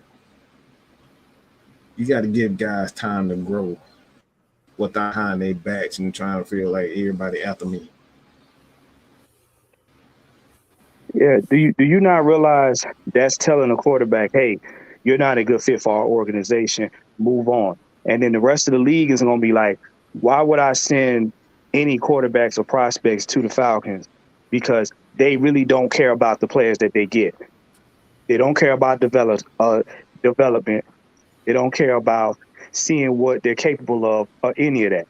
They just want one and done. And that doesn't make this organization look well when it comes to the draft. Ain't nobody going to want to come here. No player wants to be a one and done player. This man really used the 49ers as an example. Good God Almighty. Hey. This man really used as an example. That whole team is a mess right now. You using Purdy panties as an example? Bruh. Didn't they whole quarterback room That's get the hurt? worst example. Like, come on, guys. We got to do better than this. I mean, I know y'all don't like Ritter, but come on, at least respect the man enough to use somebody. No, you can't have Put some respect on his name, bro. Respect the man at least. You can't have competition. You're not supposed to have competition at that quarterback position. You're supposed to add guys that's going to add their own little flavor to that team to be a leader. Because the last thing you need as a supposed to be the leader is him always looking behind his back and thinking somebody going to get it. You don't want a paranoid quarterback. No. That may work for a running back. That may work for a receiver. the last thing that you want is your leader, your said leader, to be constantly looking behind his back. Yep. That's the last thing that you want. You can't play with a quarterback. Ooh, boy. And Go ahead, y'all what you do thinking? realize, What you thinking? y'all do realize there is such a thing. We always talk about team chemistry. Because now again, you're throwing off the team chemistry. You're throwing off the offensive chemistry because you're not giving the quarterback time enough to gel with his weapons, time enough to gel with his offensive line. So yeah, you may get the quarterback in there that you want, but that carousel does not solidify the offense. So nobody is going to play with any kind of rhythm.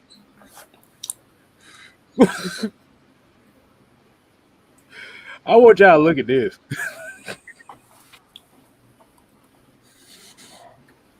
Hold on, wait, come on, pop up for me. Brett Favre was 100 years old. What the hell are you talking about? What is you? Oh my goodness. Aaron Rodgers had 3 Where y'all years. buying that stupidity at? Because I need some of that. That's some y'all on that good stuff. Here's Y'all the on difference that with that. good and stupid. You don't want none of that, boy. Y'all on that good and stupid. Wee. So Aaron Rodgers had the affordability to sit 3 years behind Brett Favre. Lord have mercy. So y'all mean to tell me Brett Favre was on the field in a whip? Brett Favre was in a recliner throwing the football? Is that what y'all telling me?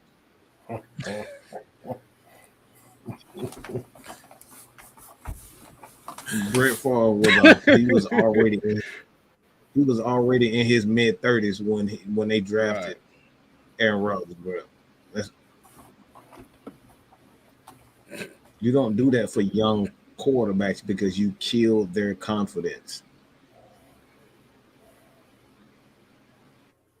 Hell, think about it. Somebody used the example earlier about the Washington football team with RG3.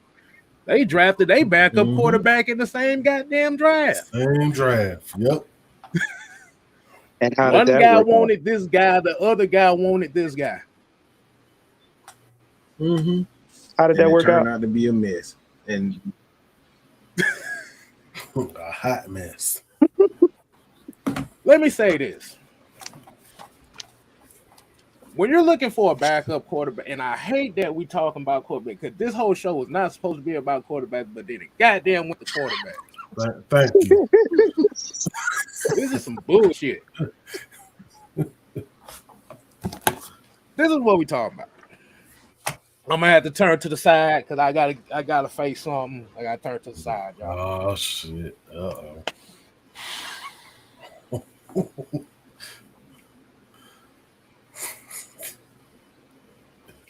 I think people are misconstruing what we're saying, thinking we need to bring in somebody like Luis Perez from the XFL or something to be the backup quarterback.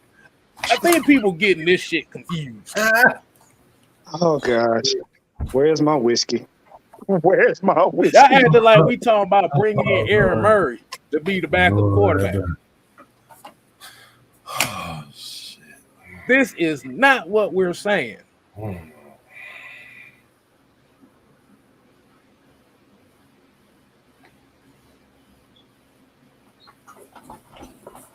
Like I said, for me personally, the perfect backup quarterback for this offense will probably be a guy like Jacoby Brissett. Yeah. mm-hmm. Because he know he's not gonna start. He know he's not gonna be started. He know he's not the future, but he has ability. He has ability, and he is a guy that has won games in this league. This is where it's all getting lost at. I think this is really where the issue comes down is.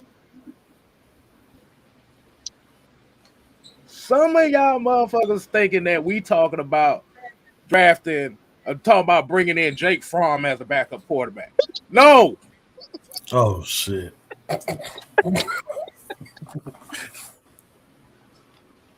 I think I just threw up in my mouth.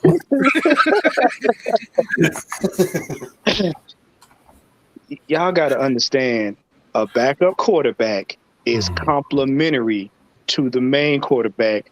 In the event that he gets hurt, he can manage the offense. He's not competition. Y'all trying to what y'all trying to do is y'all trying to sneak in another number one because you don't like Ritter. Let's just cut the crap. Y'all don't like Ritter. Y'all don't want Ritter. So y'all trying to use any excuse, any scenario to slide a quarterback in the back so that when Ritter doesn't play the way you want, put that guy in because he's better. This is coming from a therapist, so you know he gonna tell it to you in the therapist way. Yeah, that's what we want. Better tell them one. Yeah, they don't want Ritter. Y'all don't want Ritter.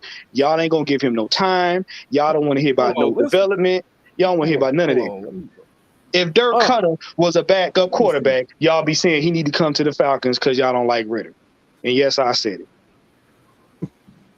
Let's see. Yep. See, I just hold find on. I'm finna look. I just find it funny that stuff. everybody only talking about everybody only talking about competition for Ritter. Nobody in competition for Desmond Drake London. Nobody saying the competition for Kyle Pitts. It's really the competition for him. Like we don't even want competition for Caleb McGarry with Jalen Mayfield. Y'all just like no. Right. We need it's on him. That's the problem that I have. See, no, this is the confusing part. Like this is the confusing part. Let me give you some quarterback names here. I think this is who they think we talking about. Y'all ready for this list? I think this is who they think we talking about bringing in as backup quarterback. Here we go. Jeff Driscoll. No, backup quarterback. Hell no. Cooper Rush, Brett Ripon, John Wolford, PJ Walker, Trace McSorley, Jarrett Stidham, Bryce Perkins, Eaton Stick. Who am I putting? Did you say Stick? What? What my ex like that? Is his name Stick? No, let me tell you something. I don't care what kind of money or what kind of league. Hey, I don't want nobody on my team named Stick. Return the sender. Look, we're not. See, this is where y'all getting it confused. See, y'all thinking we're talking about bringing guys in like that. No, that's not what we're saying. Hell no. Yeah. You riding what the sign we're talking saying is you want a backup that has experience playing in this league, but you also want a backup that's willing to mentor. Mm-hmm. Like you said, Jacoby Brissett, Teddy Bridgewater. Geno Smith ain't he gonna get his money, so ain't no way in hell. Like, well, it took Geno those really Smith the 30 only years. two guys. That's really the only two guys in free agency as backup quarterbacks that have experience in winning games and can also help mentor. That's the point. That's These part are of the his guys development. we talking about, right? See, y'all got to understand, having a backup quarterback that's a veteran that can point out the little nuances of the game he may not be privy to right now is part of development.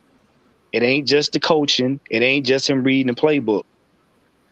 You don't want somebody competing with him because he's not going to learn from him. He's going to be, like Mike said, he's going to be too busy trying to outplay him. Right. Instead of learning his Y'all want craft. Josh Johnson as a backup quarterback? Because I damn sure don't. Look, what happened to JT Daniels? Well, I'm just saying. He was looking over his shoulder the whole fucking time. Because he knew. Mm-hmm. But why? Oh, okay. So why are we not talking about competition for inside linebacker? Question. Wasn't that a problem all year? I'm just Whoa, hold on. I love this question right here. Let me do this. Oh my God, I love this question. You just ran right into everything that we've been talking about with just this one Lord. question. See, here we go. You think you smart? You really think you intelligent by asking this question? You really just ran. Put the glue down. Put the glue down. Let me say this. Wait a second. What if Ritter is just okay? Oh Lord. What if he's okay? I'm okay with that. Because guess what? If we literally have an okay quarterback in San Francisco, there's nothing special about what he's doing. And he ended up leading them to the NFC Championship, helped leading them to the NFC Championship. But they've been led by that defense and that offense, the offensive line and running game. So it's okay for a quarterback to be okay. Ain't that when we built it here, Mike? Wait. That's I'm just curious. look, hold on, stop. That's literally what Michael Vick was. Michael Vick was okay. Okay. The Falcons defense was great.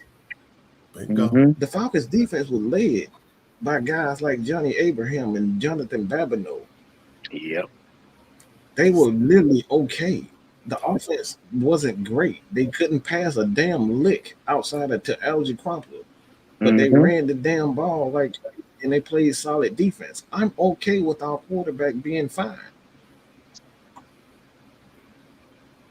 Everybody loved the Michael Vick era. Everybody loved the Michael Vick era, but they don't realize we were led by defense in that era.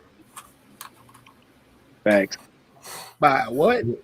What They don't want to know about that. the 85 Bears? The 85 Bears, they were led by a defense. Their offense wasn't great. The 2001 Baltimore Ravens, they were led by defense. I'm okay with the quarterback. Okay. I'm good. Hey, I'm good now. But here's the joke. Here's the gag. He's already okay. Oh, He's already okay. You put him in 4 games, he won 2. And he wasn't, and nobody thought he was gonna do that. On top of that, he beat a Tampa Bay team that nobody thought we were gonna beat the whole season. He's already okay. But what Mike said went over your heads. Okay quarterbacks that were backed up by phenomenal defenses. And this is what we keep telling y'all. We don't need a quarterback. We need to build a defense to complement the quarterback. hey, I was about to say, I want y'all to see this right quick. Because Mike, I think this dude done road runner into your damn point right here. Yep. Hopefully it pops up on screen.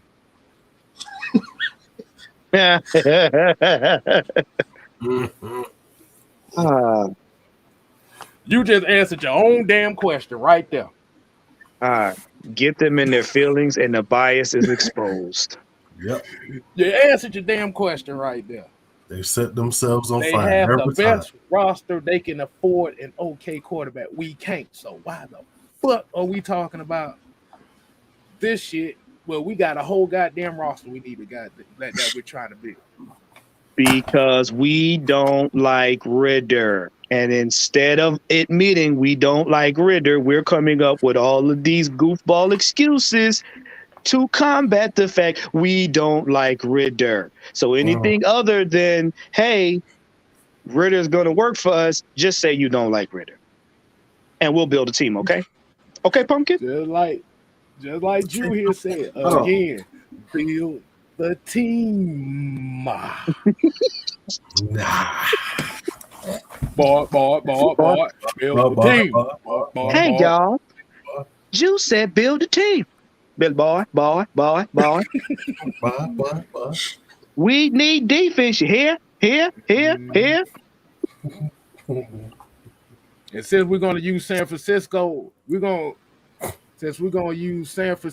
as an example,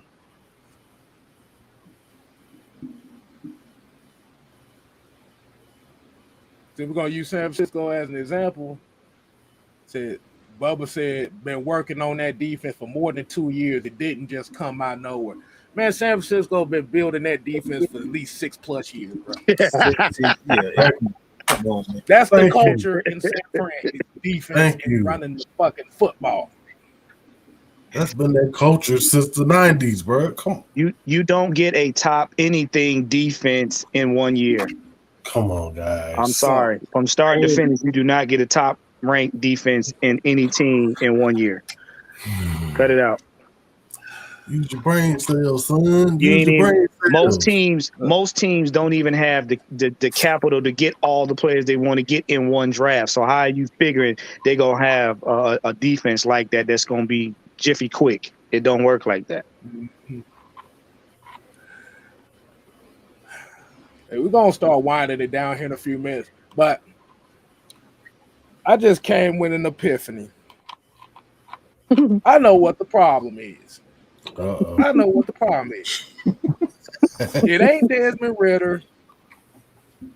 It ain't the problem is not Desmond Ritter, the quarterback.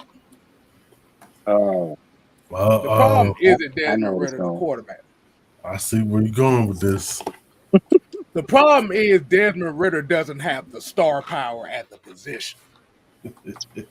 Yes. Yes. I see the shot light. Ta-da! He doesn't have the star power for that position. See, when we're talking about a lot of these other quarterbacks, like you were saying before about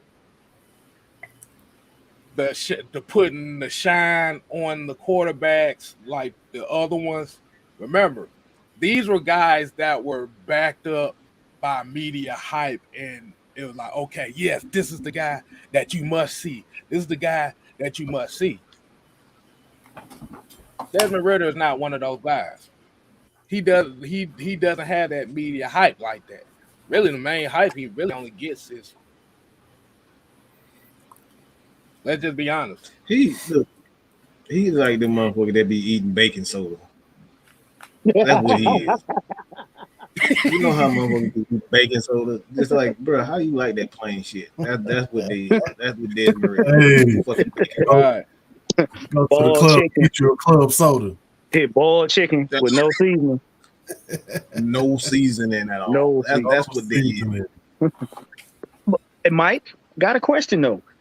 Didn't some of these so-called fans say that Desmond Ritter's play was Matt Ryan-esque? I do recall. Now, those statements. If we remember right, was Matt Ryan on the popular Starlight list?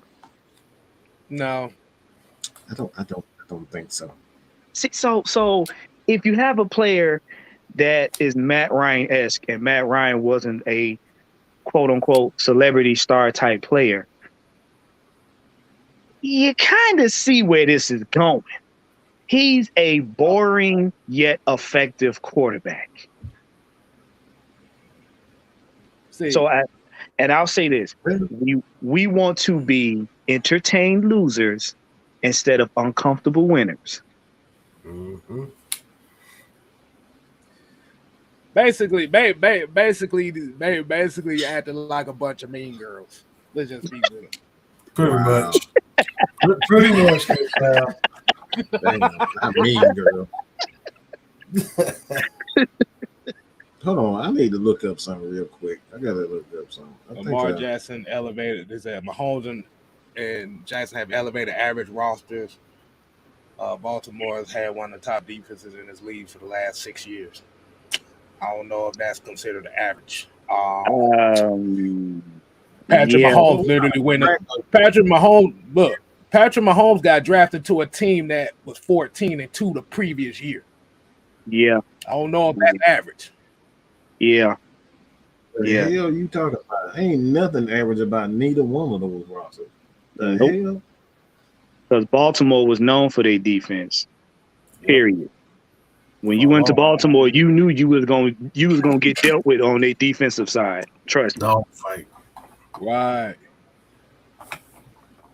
See, when you have a team that's established or a team that's already built like that, you can take that chance. Yeah. But the problem is you have a lot more that needs to be handled. Like you said, the Kansas City Chiefs was in the playoffs the year before Mahomes got drafted. Yep. Let me. I think they was in the AFC Championship game, were they not? Or they at least made it to the second round. But again, K Styles, who knew with that team until Mahomes did his thing, who was paying attention to him outside of the few people that was speaking highly of him from college? This is what I'm talking about. Until the media dubs these quarterbacks this and that, nobody pays attention. And then that is the history that you remember from here on out, but you never see the process. What if Kansas City wasn't an established team? Then Mahomes would have had to go through the process, and a painful one at that. But y'all want to talk about that. Let me say something too, because I want to. Everybody say that Ritter isn't good enough, and I just want to give you guys some combine numbers, all right? Because everybody think that Ritter just isn't fast enough. He isn't a good enough athlete.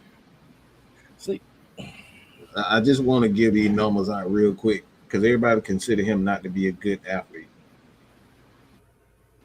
All right, so we're gonna look at Josh Allen's combine numbers. Anybody know where he ran in the 40? It was like in 5. honestly, I don't give a damn about none of them combine numbers. Hold on. Go ahead, Keith, go ahead. Josh Allen ran a 4.76.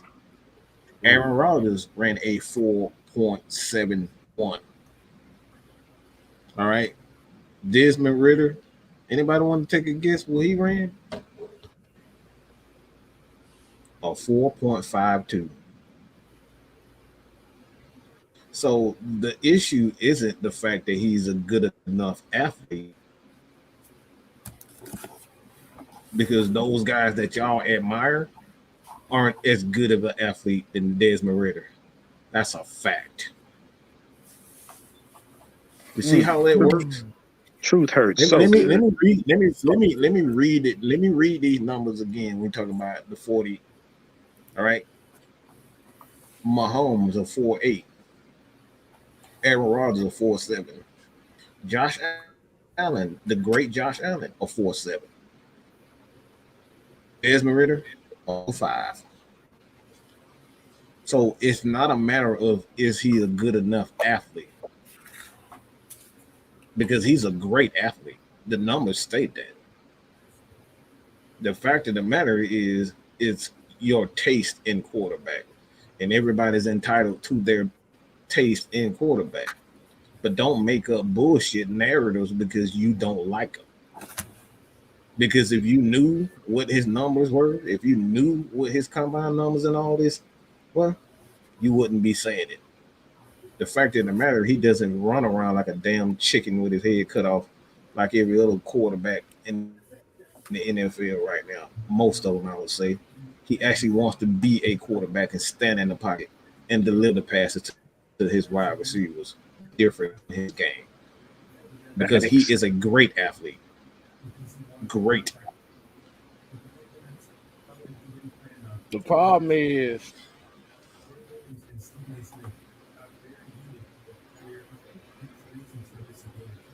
we don't tell them what they want to hear.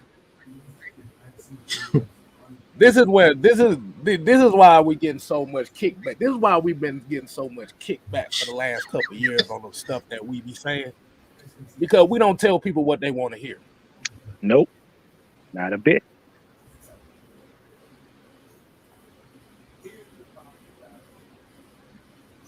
Like you said, at the end of the day, if I have to explain this one more goddamn time, so I won't. Because Motherfucker got earplugs in their ears. Let me say this one more time. He up his Sam stutter. This One more motherfucker game. stutter like Sam, so you know he pissed.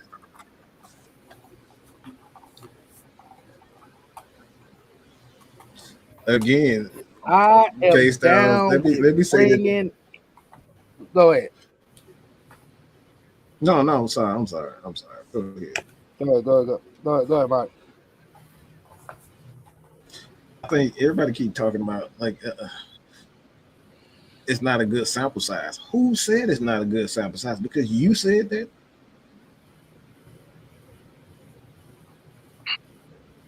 It's not up to us to determine whether or not his 4 games isn't enough. It's up to the head coach. Like me personally, I think you need more than 4 games to say you're a good quarterback anyway. Facts.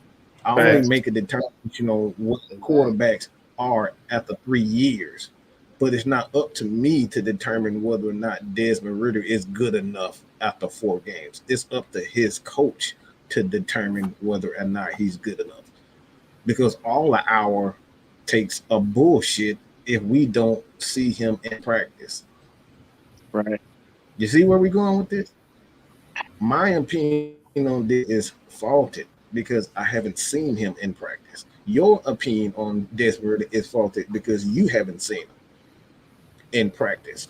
I can't tell you how smart he is in practice and how great of a leader. But what I can do is when I see him on the field and say, all right, this guy's doing this and this guy's doing that. All right, he's a good quarterback based on what I've seen and based on what I compare with other quarterbacks. So it's not even a matter of is his sample size good enough. That's not something that I focus on. Because at the end of the day, it's only one person that makes that determination whether or not he's good enough, and that's Arthur Smith. The end. Yeah, you're right, Mike. And people got to realize, honestly, these 4 games isn't a fair assessment anyway, because he doesn't have everything at his disposal like a normal rookie would going into the beginning of a season. So in other words, what we got was a secondary preseason out of him, but it was just imposed. It was in the end of the regular season. Right.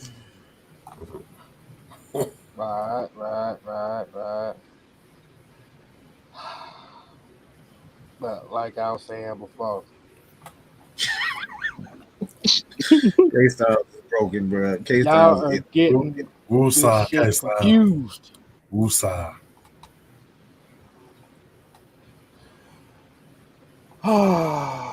Feng shui. Your opinion is wrong because you're speaking on behalf of us. Right. You're thinking we're speaking to you, Bridget. Ain't nobody thinking about you. We're speaking a whole based on the opinions that we see on a daily basis. On a daily basis. So it's not directed towards you. This is the masses of people. See, here's the problem. Like I said, it comes down to everybody has an opinion. Like I said, there's nothing wrong with everybody's opinion. Everybody has an opinion on one thing. The problem is a lot of people have a problem with our opinions because it doesn't feed into your egos. Stroke my ego. Make me feel good. Basically, what I'm saying is our opinions don't make people feel good.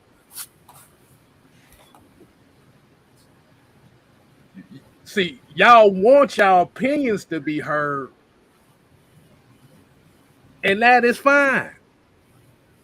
But when we're having a discussion, we're going to attack your opinion just like y'all attack ours. The problem is y'all want to attack ours, but you don't want us to attack yours. That's where the issue comes down. That's basically it. That's all it is. That's it in a nutshell right there. We get attacked for our opinions all the goddamn time. But what y'all see on this screen is nothing compared to what we get on a daily basis. This G-rated. This G-rated right here. Trust me. This is- Trust me. This for the kids right Yeah. here. Right. Competition, mentorship is a conversation that needs to be had as far as what you're looking for in a backup quarterback. That is a valid point right there. Yeah. Like I said, One, let me ask you. y'all acting like we're talking about bringing in Jake Fromm, Luis Perez, and K Styles as your backup quarterback. We ain't talking about that. Don't forget Nathan Peterman. Oh my God! I told y'all, Dirk Cutter. He ready to lace up. Hey, Warren. Yeah. We have this thing. I have this thing. And I'll call it critique time. Okay. Right. Right. And I go through all the positives and negatives. Yeah. So it's something that we do all the time. Yeah. We critique one another. I'm not gonna sit up here and give Ant some bullshit if he didn't have a good show. I'm gonna say, all right, you need to get better at this. You need to do this. And me and Warren had several conversations. Like, Warren, you need to improve with this. Watch this with this guy. Watch this with that guy. Yeah. See how they do it. Yeah. So I've critiqued everybody on this board, especially K Styles. I probably don't critique him. I probably don't critique K Styles more than I critique anybody. Anybody. But see, the thing is this, and y'all just hear me out. We're not discounting anybody's opinion. Everybody has a right to their opinion, but you have to be open-minded to a discussion of somebody may not agree with what you're saying. Period. You guys wouldn't be listening to us if we gave y'all the shit. We giving y'all the facts, the stats, and the truth. And sometimes the truth it's not gonna jive with you. Even like Mike said, we don't always get it right. We don't damn know. But we open-minded enough to be like, all right, bet this could be a possibility. All we're saying is this. If we're telling you guys to trust the process, we're showing you why you need to trust the process. And then we're giving you instances. Yeah, you may not agree, but at the end of the day, like Mike said, them Falcons, they don't give a shit about what we say. They gonna do what's in the best interest of them.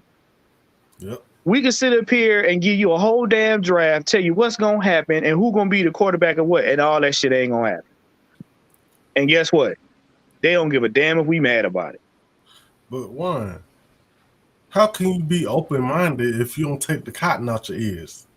Well, because like I said before, and I'm gonna say it again, winning and stardom is what gets people's attention. If Ritter would have got us to the playoffs, this conversation wouldn't be happening. Because what people would want to see is how well he does next year. But because he's 50-50 in 4 games on an unproven year, because you got to think he didn't play a whole season with all of the weapons at his disposal, nobody really knows where to put it. So when we tell y'all he's an okay quarterback and we give y'all instances, numbers, and all that, y'all not hearing that. Y'all hearing he did not get y'all to the playoffs. So in our eyes, he's not that guy. And I guarantee you, every other quarterback that they name, in their minds, well, he had experience. He could have done this, that, and the other. That's not guaranteed because nobody knows that. And then you're looking at Brock Purdy, who had the fortune of playing on a team that was already together, get into the playoffs. So y'all looking at Purdy versus the team and saying, well, Purdy led them. No, Purdy had a team that carried him in. Because you all complained about one thing about Matt Ryan. He was a good quarterback.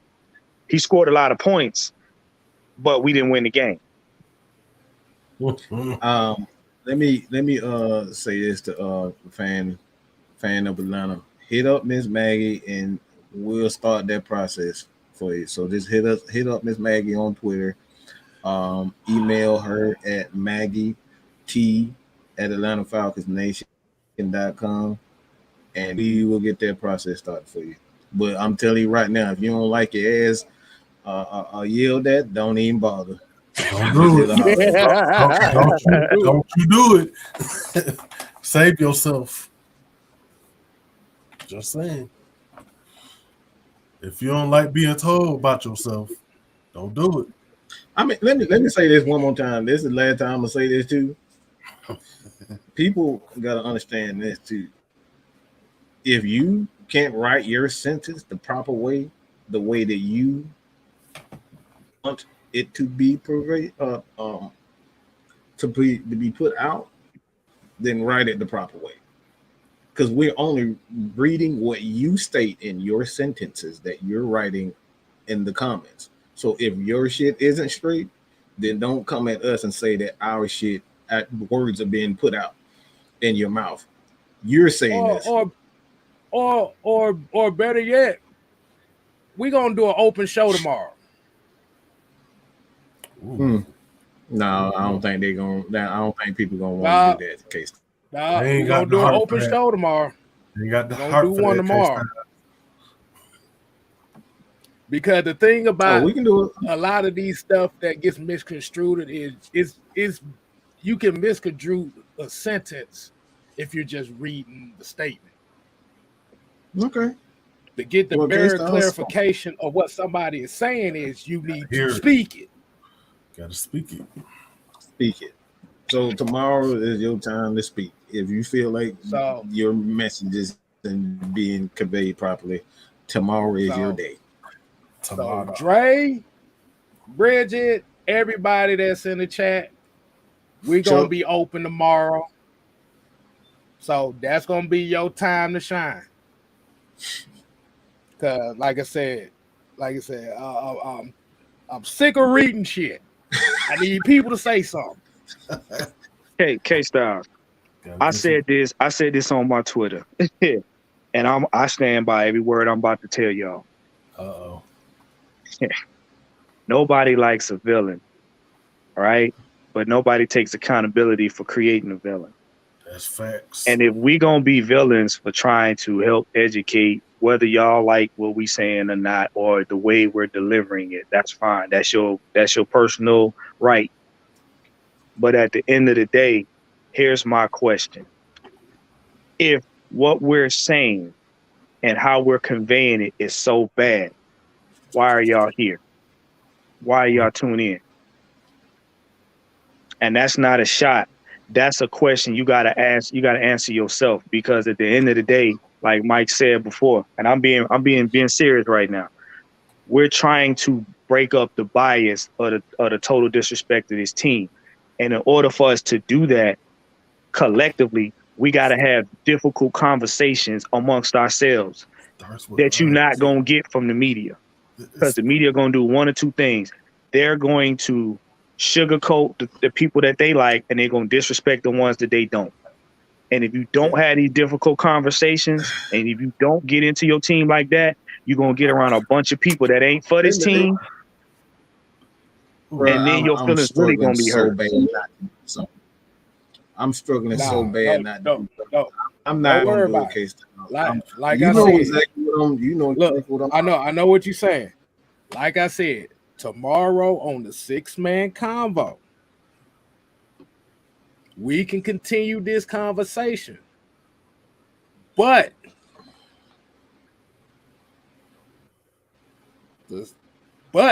we're going to open it up. Hey, K-Styles, let me get this. Yes, Bridget, I said people do not like Desmond Ridder. That's not something I came up with. That's a fact. But people cover it up with excuses. I mean, that's not something that we all don't know. And I'm not getting at anyone particular, but there are people that do not like Desmond Ridder and can't admit it. And they use every other scenario and excuse to diminish who this guy is when we have not seen him in his totality. It is what it is. Mm-hmm. I could say this behind the screen, or I could say this on the screen. Doesn't matter. My stance is going to be the same. All right, I'm sick of this bullshit. Let's end this fucking show because I'm about pissed off. Because I see some bullshit being written and completely contrary to what you're saying. So fuck this shit, and we gonna end this show. Hey, like I said, this is why. This is why I said before.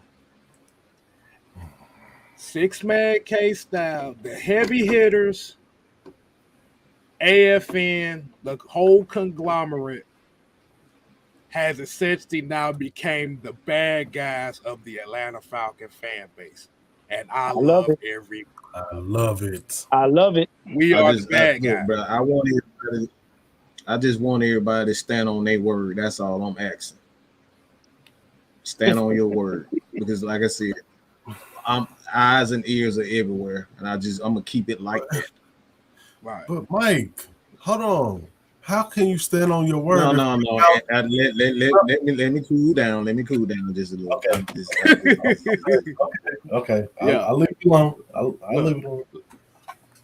Look, like I said, we love you guys. We do love you, but I don't like bullshit. Okay, I just want to say that. Yeah, like I said, what we have been confirming for the last year, as far as these platforms going, we have now officially become the bad guys. Yep. A lot of people that used to like us don't fuck with us no more. And I don't give a fuck. I don't care. So, what they always, what Quavo say in the song, bitch, that way. That's all y'all going right there. That way. Wow. Oh man. I still like that song. I like that song. Hey man, hey bro, like hit us up, man. Like I said, bro, hit us up on hit up Miss Maggie and we'll get to you. I promise. God damn. Well, my music stopped. And Murga, we appreciate it, bro. We, like I said, man, our conversation ain't for everybody. We try to do the best we can to inform people. Some people gonna like your message, some people not. I mean, it's all good. It makes everybody uncomfortable. Yeah. It's all good, man. We gotta learn to have uncomfortable conversations and still be okay. Yep. Hit that end button because I'm getting so annoyed. Like, please hit that end button. Like we said, until next time, people, 6-man convo, open forum tomorrow. Man, Mike about to blow a gasket. Deuces. Later. Thank you. Sir. Appreciate it. It ain't ended yet. It ain't ended yet. Oh man.